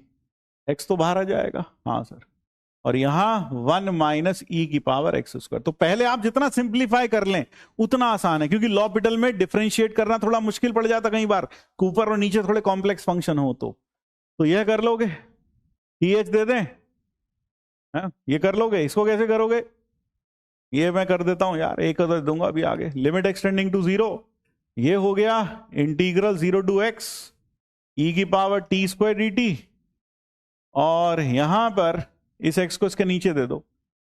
या x को ऊपर ही रहने दो, 1 माइनस ई की power x square into x square, और यहां x लगा दो। देखो भाई ऐसे लिख सकता हूं इसको, बिल्कुल। और उसकी लिमिट बच्चा बच्चा जानता -1 होगी। इसको चाहो तो ऐसे लिख दो, ई की power x square -1 into 1 into minus, समझ गया भाई? हाँ, उसकी लिमिट तो दिख रही है, बिल्कुल 1 हो जाएगी, हमने पढ़ा है। ये कौन सा फॉर्म है सर? 0/0 फॉर्म है। तो क्या लगा दे फिर से? लॉपिटल। लॉपिटल लगाएंगे, upper limit in the function, upper limit का derivative lower limit in the function constant है तो डेरिवेटिव 0, और नीचे 1 हो गया इसका डेरिवेटिव, और यह हो गया एक्स स्क्वायर ई की पावर एक्स स्क्वायर -1, ये limit extending to 0। So this comes out to be e to the power 0 into 1 -1, तो आंसर आ गया -1। Agra is the correct answer, Agra is the correct answer. एक प्रॉब्लम ये रहा, ये तुम खुद कर लेना, TAH1B, ठीक है, ये आप खुद कर सकते हो। एक प्रॉब्लम ये देखो, ये आया है जेई मेंस 2020-22 में, जेई मेंस 2020-22 में। ये जो प्रॉब्लम लिखा है, यहां लिखा है M and N are the local maximum and minimum points of this function, the ordered pair। Local maximum minimum के पॉइंट्स हैं, तो किसी फंक्शन का लोकल मैक्सिमम मिनिमा डेरिवेटिव करके मिलता है। तो f डैश एक्स बताओ क्या होगा? f डैश एक्स होगा अपर limit in the function x की power 4 -5x square plus 4 upon 2 plus e की पावर 4, नीचे कांस्टेंट है भाई, ध्यान रखना, है ना, इनटू अपर लिमिट का डेरिवेटिव, फिर -0। लेबिनीज फॉर्मूला का यूज किया हमने इसमें लेबिनीज फॉर्मूला का यूज किया। अब जरा इस केस में ये फैक्टर क्या होंगे? x की पावर 4 -4, और x की पावर फैक्टर हो जाएंगे x स्क्वायर -4 और x square -1 divided by 2 plus e की पावर 4, तो फैक्टर हो गए x -2, x +2, x -1, x +1, और नीचे क्या है? 2 प्लस e की पावर 4, 2 प्लस e की पावर 4 डी, यही है भाई, देख लो जरा एक बार, ठीक है। हाँ, -5x स्क्वायर, और इंटू एक x भी आएगा, इंटू एक 2x भी आएगा, वो हम भूल गए, वो भी लगा देते हैं, इंटू 2x। अब आप इसकी साइन स्कीम देख लो, मोनोटोनिसिटी से आपको याद होगा, मैक्सिमम मिनिमम में मोनोटोनिसिटी से भी मिल सकता है आराम से। तो इसमें एक तो आ गया 0, एक आ गया 1, एक आ गया 2, यहां आ गया -1 और यहां -2, यहां लगाएंगे plus minus plus minus plus minus, यानी पहले घटेगा फिर बढ़ेगा फिर घटेगा फिर बढ़ेगा फिर घटेगा फिर बढ़ेगा। तो आप मुझे बताओ मैक्सिमा कहां आ रहा है सर? मैक्सिमम एट, कहां आया मैक्सिमा सर? मैक्सिमा आया, मैक्सिमा एक तो -1 पर, मैक्सिमा एट, मैक्सिमम आया 2 पॉइंट पर, एट x बराबर -1, -1, -1, 1 पर आया मैक्सिमा, दिख रहा है भाई, -1, 1 पर आ रहा है मैक्सिमा, -1, 1। और मिनिमा कहां आ रहा है sir? Minimum at, local minimum at किस पॉइंट पर? एक तो -2, 0 और 2, इन पर मिनिमम। तो उसने पूछा है लोकल मैक्सिमम, m क्या है? लोकल मैक्सिमम, लोकल मैक्सिमम 2 पर, तो m की वैल्यू तो 2 हो गई, m हो गया 2 और n हो गया 3, तो आंसर आ गया m, n 2, 3। Bombay is the correct answer, Bombay is the correct answer. हाँ sir, Bombay is the correct answer. ये 1 लिखना चाहिए था, मैंने -1 लिख दिया गलती से, ठीक है। हाँ, क्लियर हो गया भाई? हाँ सर, ये क्लियर हुआ। अब जरा ये वाला सवाल देख लो भाई, यहां पर ये तुम खुद कर लोगे ये वाला सवाल। f डिफरेंशिएबल फंक्शन है, में f डैश 1/√3 की वैल्यू बतानी है, f डैश 1/√3 की वैल्यू बतानी है, तो कैसे किया जाएगा? यहां पर f डिफरेंशियबल फंक्शन है, ये इसके बराबर है, ये क्या है, cos x है, this should be cos x, sin x plus cos x, ये sin cube x plus cos x है, ये प्लस cos x। और हमें f डैश 1/√3 की वैल्यू बतानी है, तो पहले इसको 2 बार डिफरेंशिएट करना पड़ेगा, ध्यान रख लेना, पहले लेबिनीज रूल से, फिर उसके बाद प्रोडक्ट रूल से, ठीक है। ये देखें, ये कर दूं मैं कर दूं इसको,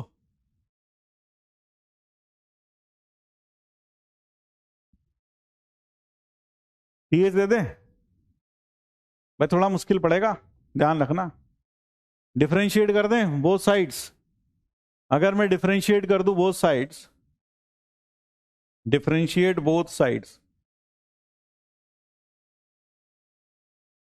दोनों साइड्स को डिफरेंशिएट करना, तो कितना आ जाएगा सर, ये आ जाएगा अपर limit in the function 0 minus cos square x into f of cos square x into cos x का डेरिवेटिव माइनस साइन एक्स, और फिर एफ ऑफ कॉस एक्स आएगा अंदर, F of cos x, upper limit in the function into upper limit का derivative is equal to 3 sine square x into cos X minus sine x, minus sine X, यही होगा, कर लोगे। अभी एक बार और डिफरेंशिएट करना पड़ेगा इसको, ध्यान रख लेना तुम। हाँ, ये आ गया cos square x into sine x, तो cos square x sine x से डिवाइड कर दो चाहो तो, 0 से π/2 दे रखा है, तो ये दोनों 0 नहीं हो सकते, तो ये हो जाएगा एफ ऑफ कॉस एक्स बराबर, इससे डिवाइड कर दो साइन एक्स और cos x, cos square x और साइन एक्स से, तो कॉस स्क्वायर एक्स और साइन एक्स से डिवाइड किया, तो यहाँ कितना बच गया सर, ये बच गया साइन एक्स, और एक नीचे बच गया कॉस एक्स, जरा देख ले भाई, और यहां पर क्या हुआ, साइन एक्स से डिवाइड किया, साइन एक्स से साइन एक्स कट गया, 1/cos स्क्वायर एक्स बच गया, ये हो गया एफ ऑफ कॉस एक्स बराबर 3 cot x minus cosec square minus sec square, जरा टैली करो, यही आ रहा है, मैच लिखो, अगर मैच हो गया तो MTZ लिख के भेजो, अगर यहां तक मैच हुआ तो। अभी आगे और भी क्वेश्चन आएंगे, चिंता ना करो, आगे और भी क्वेश्चन आएंगे, चलो ठीक है, तुम्हारे लिए छोड़ दें, यहां tan x होगा, चलो ठीक है, tan x 3 tan x, मैंने कॉट लिख दिया, 3 tan x होगा, बाकी यहां तक सही है। अब इसको खुद कर लेना, TAH1C, ये आप खुद करेंगे। अब आते हैं कुछ डिटर्मिनेशन ऑफ फंक्शन पर, यानी फंक्शन डिटरमाइन करने पर आते हैं, जैसे कि अब ये देखो जेई एडवांस का एक छोटा सवाल है, यानी कोई नया टॉपिक नहीं है, वही चल रहा है, लेबिनीज रूल, ठीक है। तो इस केस में let us determine this function, यहां पर f यह फंक्शन है जो उसको सेटिस्फाई करता है, और हमें यह बताना है कि इनमें से सही कौन सा है, तो किसके रिस्पेक्ट में डिफरेंशिएट करना है, तुम बताओ बेटा, किसके रिस्पेक्ट में यहां डिफरेंशिएट करें, तुम बताओ किसके रिस्पेक्ट में करोगे डिफरेंशिएट, बताओ तुम, ये किसका फंक्शन दिख रहा है तुमको इंटीग्रेट होने के बाद, फिर x का फंक्शन, ये भी किसका फंक्शन है बेटा, x का फंक्शन, तो किसके रिस्पेक्ट में डिफरेंशिएट करोगे, थोड़ा सोच के बताओ बेटा, x के रिस्पेक्ट में करोगे,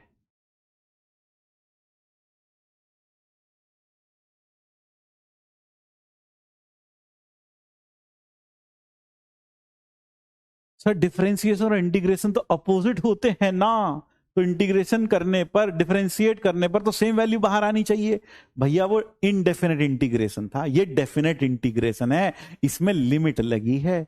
इनडेफिनेट इंटीग्रेशन का मतलब था reverse process of integration, but definite integration is not the reverse process, वह उस रिवर्स, वो जो इंटीग्रेशन करके आया उसमें upper limit minus lower limit डालने के बाद जो आता है उसको डेफिनेट इंटीग्रेशन बोलते हैं बेटा, ये डेफिनेट है, इनडेफिनेट ना है, जो तुम सोच रहे हो वो इनडेफिनेट था।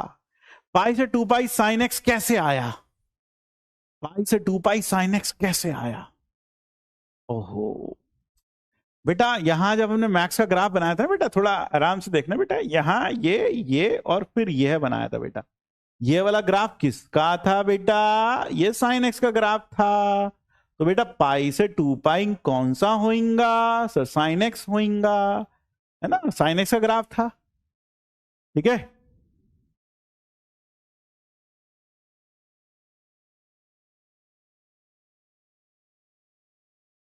सिक्सटीन नंबर स्लाइड में भी तो इंटीग्रेंड में एक्स के टर्म में फंक्शन है, तो कैसे आप डिफ्रेंशिएट कर लिए बेटा? उसमें एक्स मल्टीप्लाई में था, बाहर निकाला है हमने।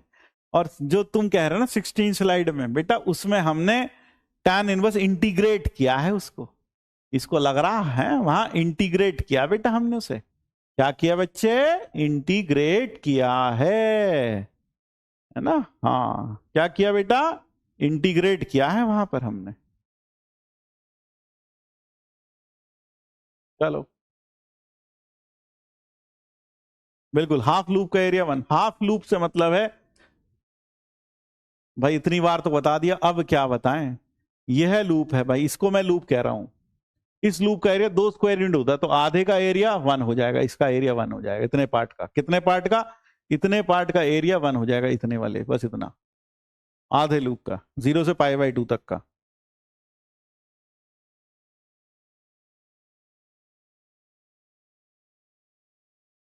सर आपने तो कहा था कि आइडेंटिटी को डिफरेंशिएट नहीं कर सकते, नीलू पांड्या कह रही हैं। अच्छा एक चीज बताओ, क्या मैंने कहा था कि हम आइडेंटिटी को डिफरेंशिएट नहीं कर सकते? कभी ऐसा कहा था मैंने? जरा बताओ। यह जो है नीलू पांड्या, ये कह रही है हमने कहा था आइडेंटिटी को डिफरेंशिएट नहीं कर सकते। जरा बताओ, कभी हमने ऐसा कहा था? हाँ बेटा, क्या कहें तुम्हें? अब हम क्या कहें बेटा, तुम्हें क्या कहें? हैं? इक्वेशन हमने कहा था क्यूबिक इक्वेशन हो, बाय क्वाड्रेटिक हो, तो ऐसा नहीं कि क्यूबिक इक्वेशन है, दोनों साइड को डिफरेंशिएट करके उसे क्वाड्रेटिक में बदल लिया और उसे सॉल्व कर लिया, उसके रूट से निकाल लिए, उसके रूट से निकाल लिए, है बेटा? मतलब बेटा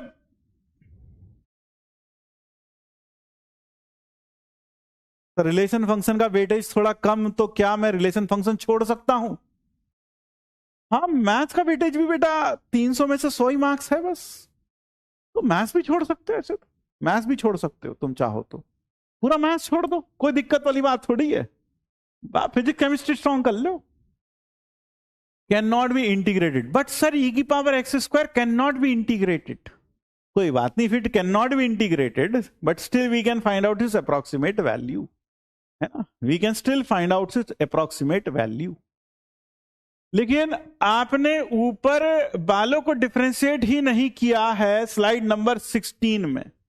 कौन से को डिफरेंशिएट ना किया हमने स्लाइड नंबर 16 में? किसको ना किया भाई हमने स्लाइड नंबर 16 में डिफरेंशिएट? ऊपर वालों को। कौन से ऊपर वालों को नहीं किया भाई हमने डिफरेंशिएट? किसको नहीं किया? ऊपर वाले को डिफरेंशिएट नहीं किया है। पता नहीं कहां से क्या आ रहा है यहां। 16 नंबर स्लाइड में ऊपर वालों को डिफरेंशिएट नहीं किया है। अरे भैया यहां पर इस स्लाइड में भैया यहां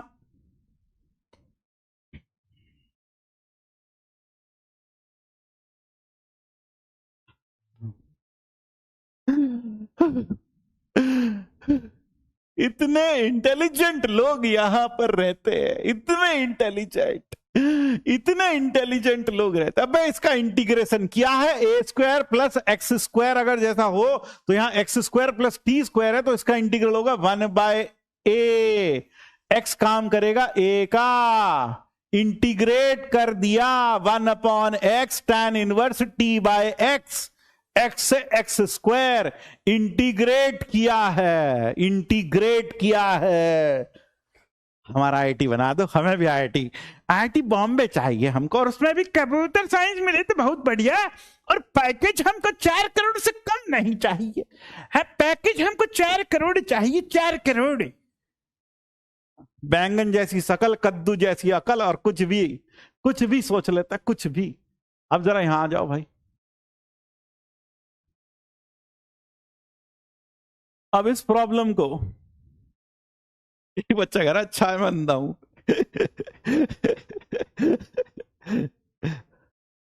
अब भाई यहां पर यह जो फंक्शन रखा आईडी एडवांस का सवाल है, ये फंक्शन है f is a non negative function defined on the integral 0 to 1 interval 0 to 1, और हमें इसमें बताना कौन सा पार्ट सही है। अब जरा देखो बेटा, अब ये बहुत अच्छा सवाल है। यहां पर सर ये इसके बराबर है for all x 0 to 1, 0 to 1 है ना, 0 to 1 के लिए तो हम इसे क्या करें, डिफरेंशिएट करें। डिफरेंशिएट बोथ साइड्स, भाई ये भी लिख दो, with respect to x, with respect to x। अब इसका डेरिवेटिव करो sir, upper limit in the function 1 minus F dash x का होल स्क्वायर इंटू एक्स का derivative 1 is equal to F x, is equal to F X. Clear हुआ? हाँ sir, यह clear हुआ। F 0 0 दे रखा है, और हमें क्या क्या रखा है, एक्स कहां से कहां तक है, 0 से 1, एक्स है 0 से 1, और एफ 0 0 है भाई, एफ 0 0 है। एफ 0 कितना है, 0 है। ठीक, करेंगे भाई, करना शुरू करेंगे, चिंता ना करो, ब्लॉक भी करेंगे। यहां आ गए, हाँ सर, दोनों साइड स्क्वायरिंग कर दो। 1 माइनस एफ डैश एक्स का whole square is equal to f square x. यहां से 1 minus F square x is equal to f dash x का whole square is equal to this. F dash x बराबर हो गया plus minus under root of 1 minus F square x. ये आ गया, ठीक है, बिल्कुल सर, ये आ गया। अब F dash X upon root of 1 minus F square x is equal to plus minus 1, ऐसे लिख सकता हूं, जरा देख लो। हाँ सर, ये लिख सकते हैं, ठीक है, ये लिख सकते हैं, ऐसे लिख सकते हैं इसको। ये क्लियर है? ये बात क्लियर हो गई? हाँ सर, यह बात क्लियर हो गई। अब इसको जब हम इंटीग्रेट करें, integrate F dash X upon root of 1 minus F square X D X, दोनों साइड को इंटीग्रेट कर लो, plus minus x plus C, क्या आ जाएगा। इसको इंटीग्रेट कैसे करें सर, एफ एक्स को टी रख दें, तो ऊपर क्या बन गया, F dash x D X बराबर डी टी, ऊपर बन गया डी टी और नीचे बन गया root of 1 minus T square, और ये आ गया x plus minus x plus c, plus minus x plus c, और ये हो गया sine inverse t is equal to plus minus x plus c, यानी कि साइन इनवर्स एफ एक्स बराबर plus minus x plus c. ये आ गया भाई, देखो जरा, ये आ गया, ठीक है। हाँ सर, अब जैसे ही आया ना, अब सी कैसे निकालें, एफ 0 0 दे रखा है, एफ 0 क्या दे रखा है, 0, तो ये हो गया साइन इनवर्स 0 बराबर 0 प्लस सी, तो सी की वैल्यू आ गई 0, तो हमने क्या किया, पुट एक्स इक्वल टू 0, इसमें एक्स को 0 रख दिया, इसमें एक्स को 0 रखा, और फिर यहां से अपने पास साइन सी की वैल्यू 0 आ गई। इसका मतलब हुआ sine inverse of F x बराबर हो गया प्लस माइनस एक्स। तो हमें यहां पर f के बारे में बताना था, f इससे बड़ा है छोटा, तो पहले तो हम f निकालेंगे ना, यानी हम पहले क्या डिटरमाइन करेंगे, f डिटरमाइन करेंगे, f फंक्शन क्या है, तो यहां से हमें f फंक्शन मिल जाएगा, साइन इनवर्स एफ एक्स बराबर प्लस माइनस एक्स। हाँ सर, तो यहां से साइन, यहां से एफ एक्स क्या आ गया, ये आ गया plus minus sine X, plus minus sine X, या यूं कहूं से sine of plus minus X. हाँ सर, तो ये हो जाएगा प्लस माइनस साइन एक्स, देख लो भाई आराम से, प्लस माइनस साइन एक्स, ठीक है, ये क्लियर हो गया। हाँ सर, यह क्लियर हो गया। अब जरा देखिए, जैसे ये आया, वहां लिखा है f कैसा फंक्शन है, जरा पढ़ो ऊपर, f is a non negative function, यानी f की वैल्यू कभी भी नेगेटिव नहीं होगी, on the interval 0 to 1 defined है। अब जरा देखो, साइन एक्स ही आ गया, नॉन नेगेटिव फंक्शन है, but f is non negative function, f is non-negative function on closed 0 to 1। तो मुझे बताओ fx क्या होगा, तो तुम मुझे बताओ fx क्या होगा, fx क्या होगा। हाँ, नेगेटिव पार्ट डिलीट कर देंगे, बिल्कुल सही।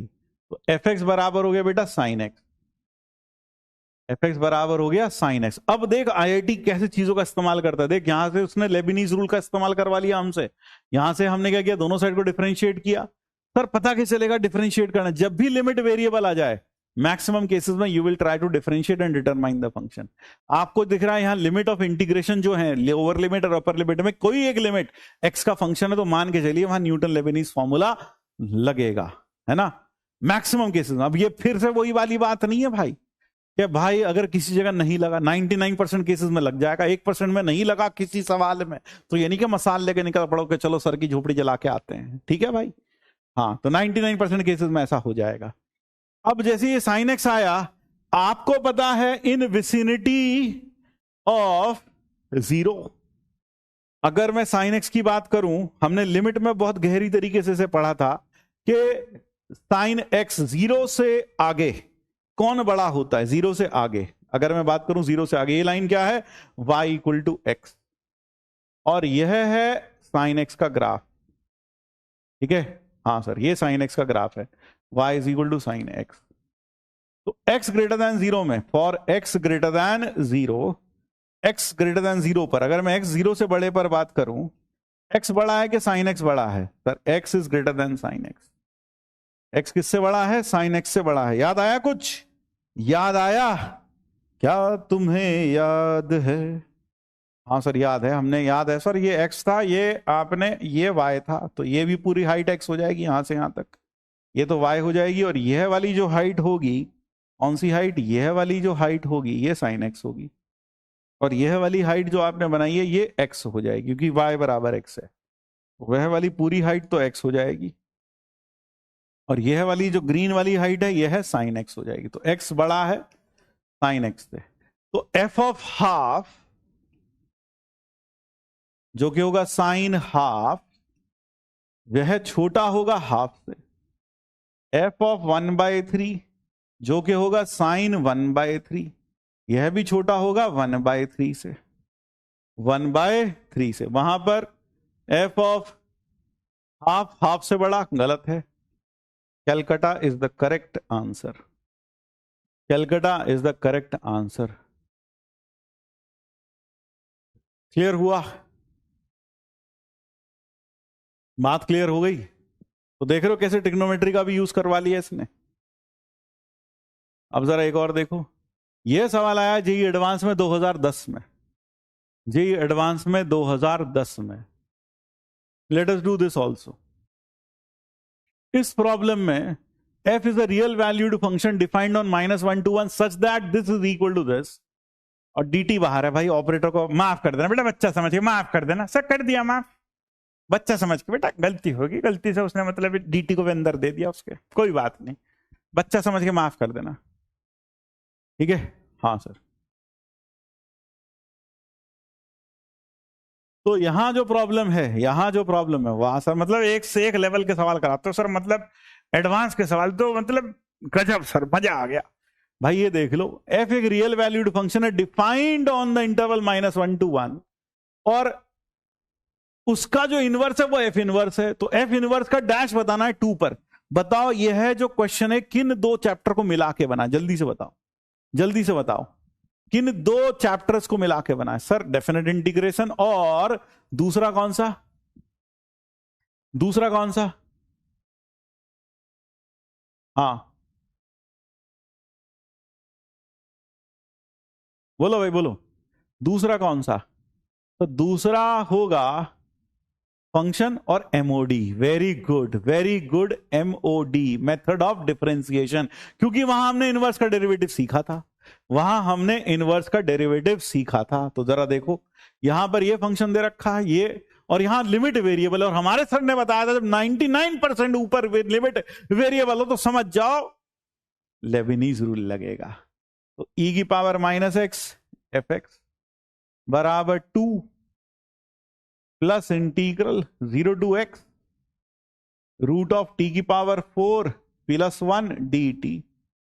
भाई यहां लिखो differentiate both sides with respect to X, with respect to X, है ना? हाँ sir, with respect to X. तो जब हम इसे दोनों साइड को डिफरेंशिएट करेंगे तो ये हो गया e की power minus x F dash x, फिर माइनस e की power minus x f x, 2 का डेरिवेटिव 0, और जब यहां डेरिवेटिव करेंगे रूट ऑफ एक्स की पावर 4 प्लस 1 इंटू 1, और माइनस लोअर लिमिट का डेरिवेटिव, सब वो तो 0 आ जाएगा। डेरिवेटिव कर दिया भाई, डेरिवेटिव कर दिया, ठीक है, ये आ गया। अब अगर मैं इसमें से F dash X minus F x, और साथ में है क्या, साथ में है e की पावर माइनस एक्स, तो e की पावर एक्स को उधर दे दूं, e की power x root of x की पावर 4 प्लस 1, और मुझे f डैश एक्स की वैल्यू मिल गई, क्या मिल गई, एफ एक्स प्लस e की पावर x इंटू एक्स की पावर 4 प्लस 1। मुझे चाहिए f इनवर्स का derivative at 2। We want f inverse dash का, f इनवर्स का डेरिवेटिव एट 2, ये चाहिए हमें, है ना, ये चाहिए। जिन लोगों ने एमओडी पढ़ा है हमारे साथ उन्हें याद होगा, याद दिलाता हूं कि बीटा, इफ एफ अल्फा बराबर हो बीटा, तो g and g is inverse of f, and g is inverse of f. तो हमने आपको बताया था कि जी डैश बीटा होता है 1 अपॉन एफ डैश अल्फा। बताओ क्या यह याद है, क्या यह याद है? एमओडी में पढ़ा था हमने, यह हमने एमओडी में पढ़ रखा है। हाँ सर, यानी कि मुझे बीटा पता है, मुझे 2 पता है, एक्स निकालना, यानी एफ एक्स की वैल्यू पता है 2 है। अब सोचो कि एफ एक्स की वैल्यू, अब जरा देखो, वी वांट एफ डैश 2, यानी कि बीटा बराबर 2 है, यानी कि बीटा कितना हो गया सर, बीटा हो गया 2, यानी कि एफ ऑफ अल्फा बराबर 2 है, एफ ऑफ अल्फा बराबर 2 है ना? अल्फा चाहिए मुझको, तो अल्फा कैसे निकालू, कहां पर एक्स की, एफ की वैल्यू 2 आएगी, वो चाहिए मुझको पॉइंट। तो नाउ e की power minus x f x is equal to 2 plus integral 0 to x root of 1 plus t की पावर 4 dt। जो थोड़ा सा बुद्धि रखने वाले लोग हैं, कोई बता सकता है कि एफ एक्स की वैल्यू 2 कहां आएगी? सोच के बताओ जल्दी से, एफ एक्स की वैल्यू 2 कहां आएगी? -1 से 1 है, एफ एक्स की वैल्यू 2 कहां पर आएगी? सोच के बताओ, दिख रहा है कुछ? अरे वाह, बहुत बढ़िया बेटा, मजा कर दिया भैया तूने। सर एक्स को 0 रख दें, अगर एक्स 0 रख दें, क्योंकि ये तो बराबर है हर एक्स के लिए -1 से 1 आइडेंटिटी है, e की power 0 f 0 plus is equal to 2 plus 0, 0 से 0 0 इंटीग्रल, तो ई एफ 0 बराबर 2। गजब, यानी के एफ इनवर्स का derivative at 2 will be 1 upon F का डेरिवेटिव एट 0, 1 अपॉन एफ का डेरिवेटिव एट 0, ठीक है?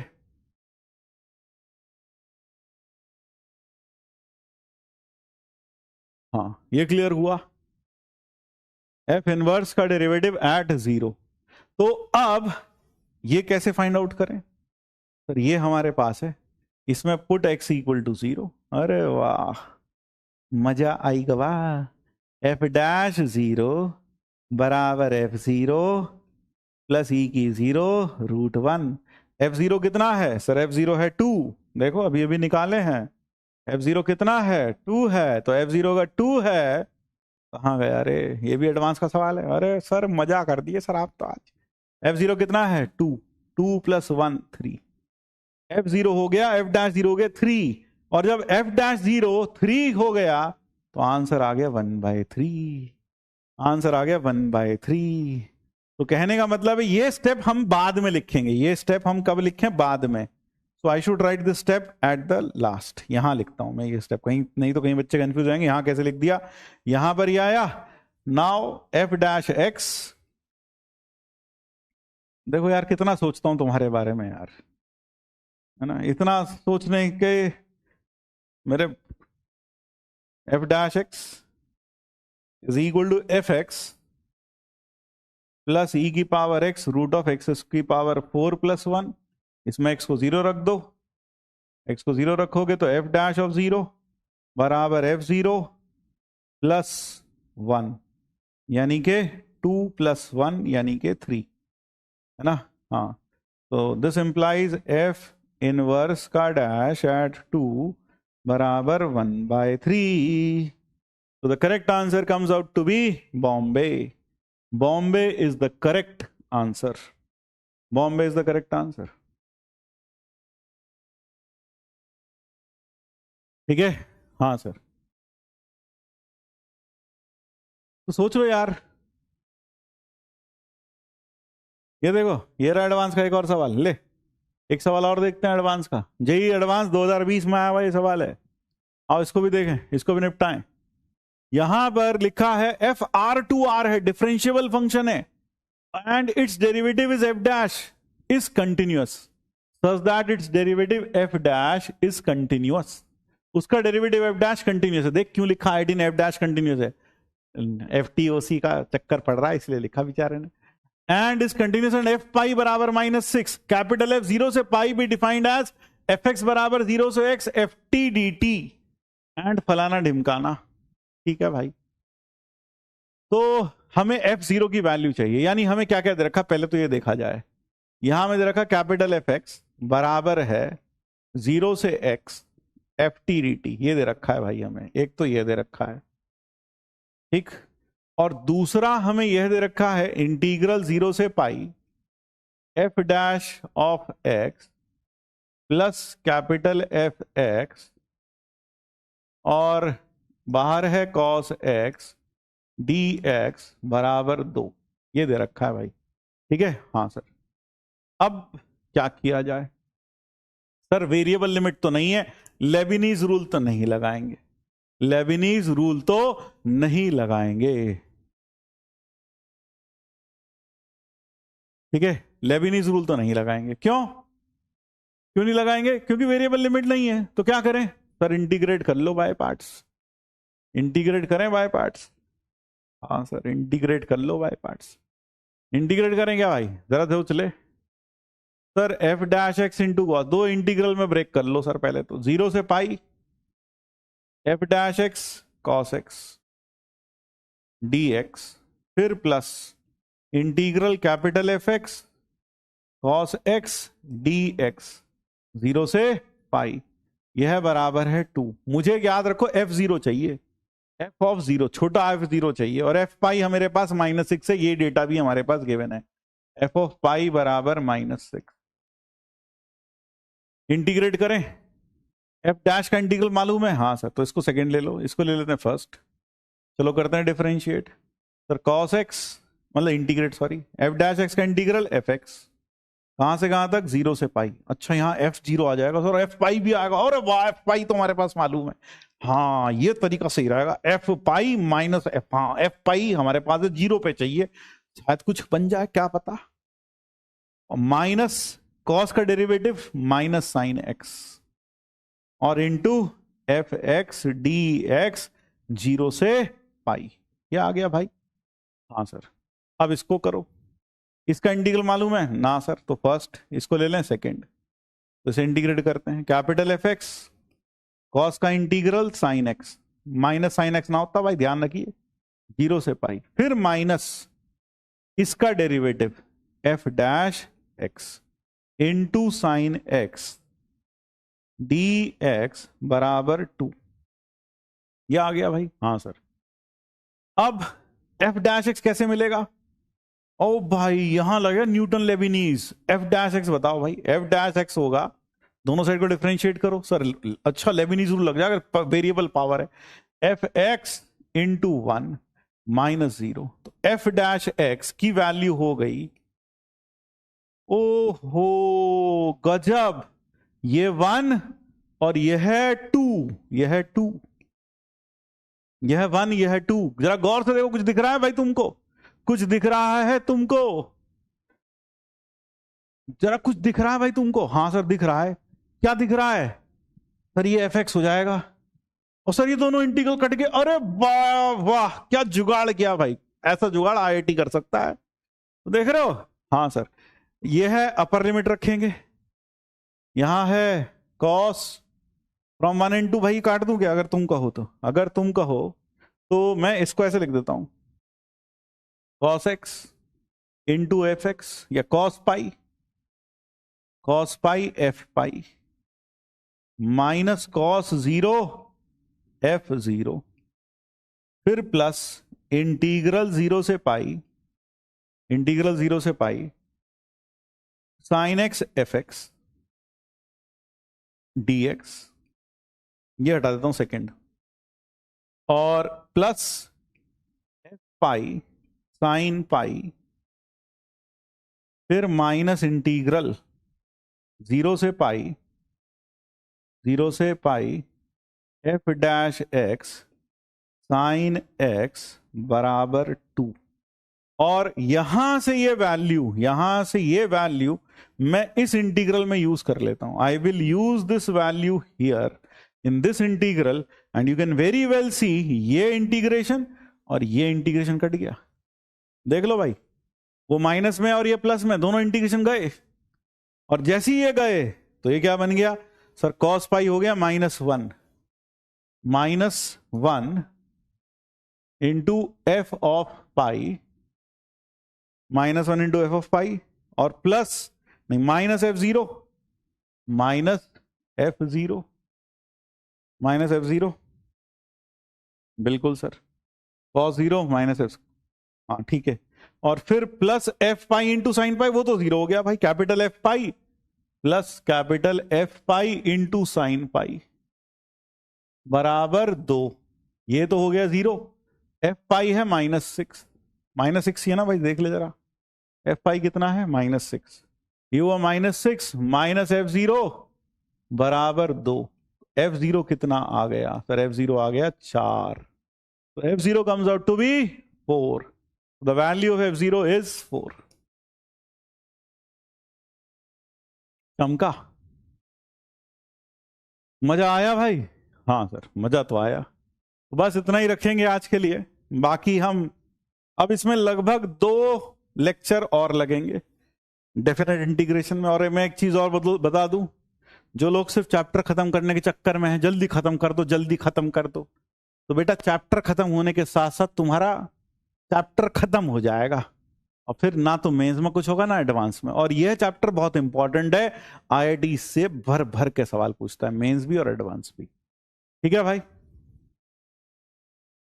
ये बात क्लियर है? एक्सटेंड कर दें?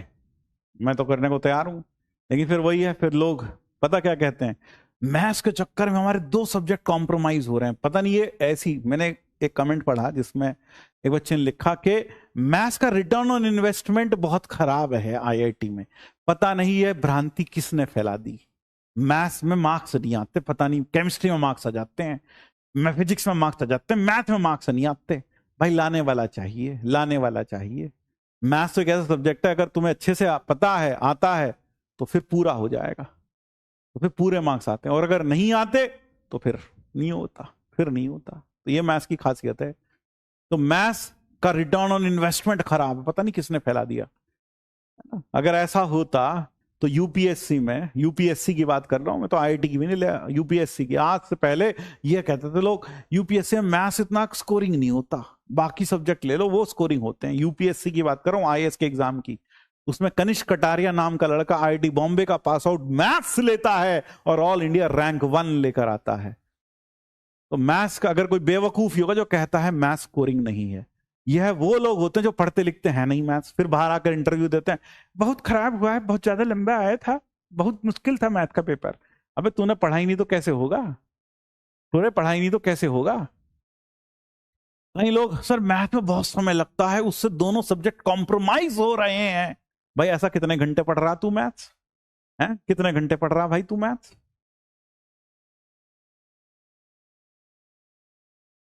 कितने घंटे पढ़ रहा भाई तू ऐसा मैथ्स? उनसे पूछे केमिस्ट्री, केमिस्ट्री भी बर्बाद हुआ है। तो क्या उखाड़ दिया तूने केमिस्ट्री में? सिलेक्शन तो फिर भी, अगर किसी को ऐसा लगता है तो भैया मैथ्स पूरा छोड़ दो और सिलेक्ट होके दिखाओ। आई चैलेंज यू, सिलेक्ट होके दिखाओ, मैथ्स पूरा छोड़ दो, 0 मार्क्स लेकर आओ मैथ्स में, सिलेक्ट होके दिखाओ पूरा, सिर्फ 2 सब्जेक्ट के दम पर। नहीं हो सकता भैया, तीनों चाहिए।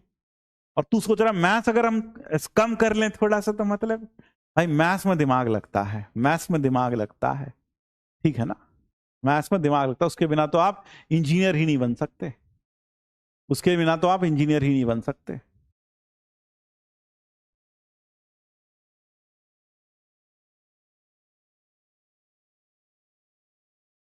हाँ ठीक है ना, उसके बिना तो इंजीनियर ही ना बन सकते बेटा, तो ये ध्यान रखना। कभी सोच रहे हम इंजीनियर बन जाएंगे, बिना मैथ के ही, बिना मैथ के इंजीनियर ना बन सकते। अब जरा ये वाला सवाल देख लो, if f is continuous for all x not zero everywhere such that f square x find a function f. वो कह रहा है फंक्शन एफ फाइंड करिए, फंक्शन एफ फाइंड करिए, फंक्शन एफ फाइंड करिए।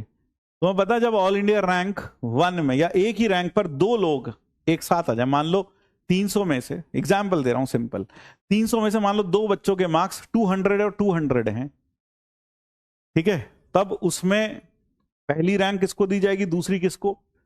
वहां पहली रैंक उसको दी जाएगी जो जिसकी एज ज्यादा है, उसको ज्यादा रैंक दे दी जाती। मान लो दोनों बच्चों की एज भी बराबर हो, तो फिर क्या करते हैं, फिर देखते हैं उनके मैथ्स के मार्क्स। किसके मार्क्स देखते हैं? मैथ के।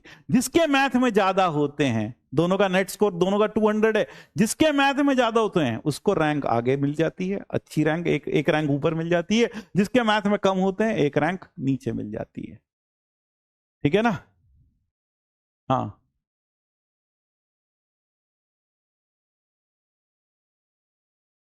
ठीक, यहां पर f square x 0 to x ये लिखा है, not zero everywhere find a function. लो कर लो भाई जल्दी से, इसका derivative 2f(x) into f dash x, और यह हो जाएगा इसका derivative sir f(x) into sine x upon 2 plus cos x. Upper limit in the function, upper limit का derivative, minus lower limit in the function, lower limit का derivative.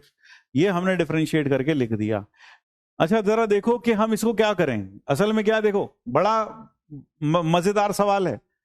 X square x इस integration के बराबर है, और ये integration यानी ये इंटीग्रेशन मिल गया तो एफ एक्स मिल गया, बिल्कुल सर। लेकिन ये इंटीग्रेशन कब मिलेगा? जब एफ मिलेगा। तो एफ तब मिलेगा जब इंटीग्रेशन मिलेगा, और इंटीग्रेशन कब मिलेगा?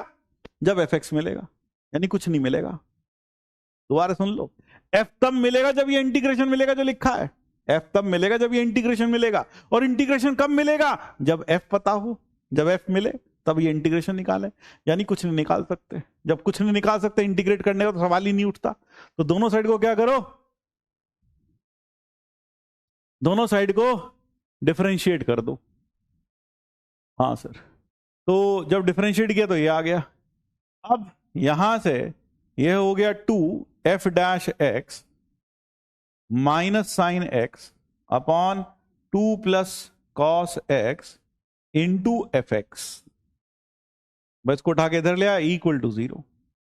अब या तो एफ एक्स 0 होगा, एफ एक्स इक्वल टू 0, या फिर 2f dash X minus sine x upon minus sine x upon 2 plus cos x 0 होगा।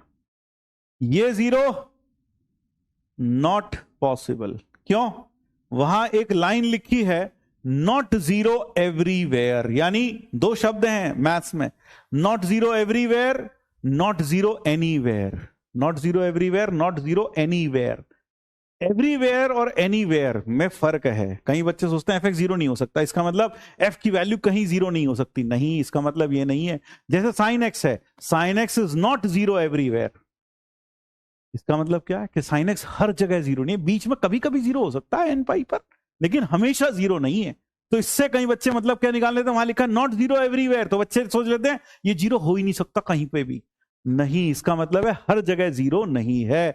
cos x is not zero everywhere, इसका मतलब यह है हर जगह नहीं। तो यहां से जब एफ एक्स बराबर जीरो आ गया, इसका मतलब तो एफ एक्स की वैल्यू सदैव हमेशा के लिए जीरो हो गई, जबकि वहां क्या लिखा है, नॉट जीरो एवरीवेयर, हर जगह जीरो नहीं है, इसलिए यह स्टेटमेंट पॉसिबल नहीं है। ठीक है, हाँ भाई एंड कर देते हैं, कर लो भैया, एंड कर लो भाई, जाओ लो।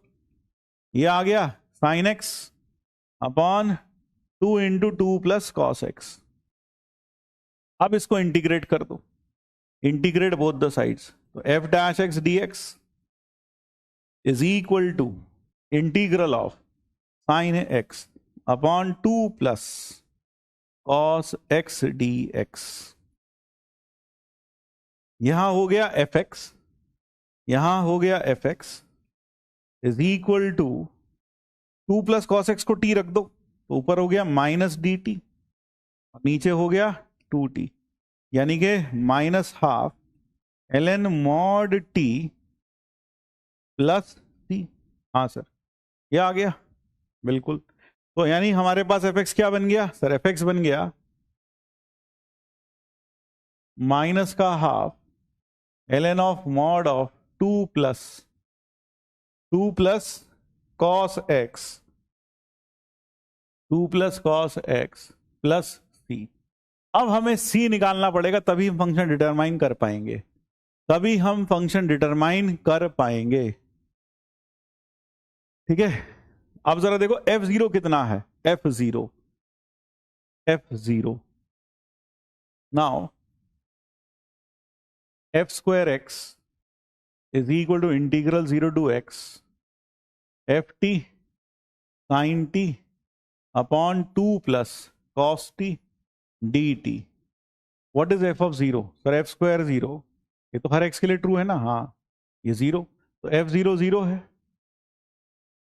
तो अब हम अगर इसका और इसका इस्तेमाल करें दोनों का, तो मेरे पास हो जाएगा f zero equal to minus half ln 2 plus cos zero plus C.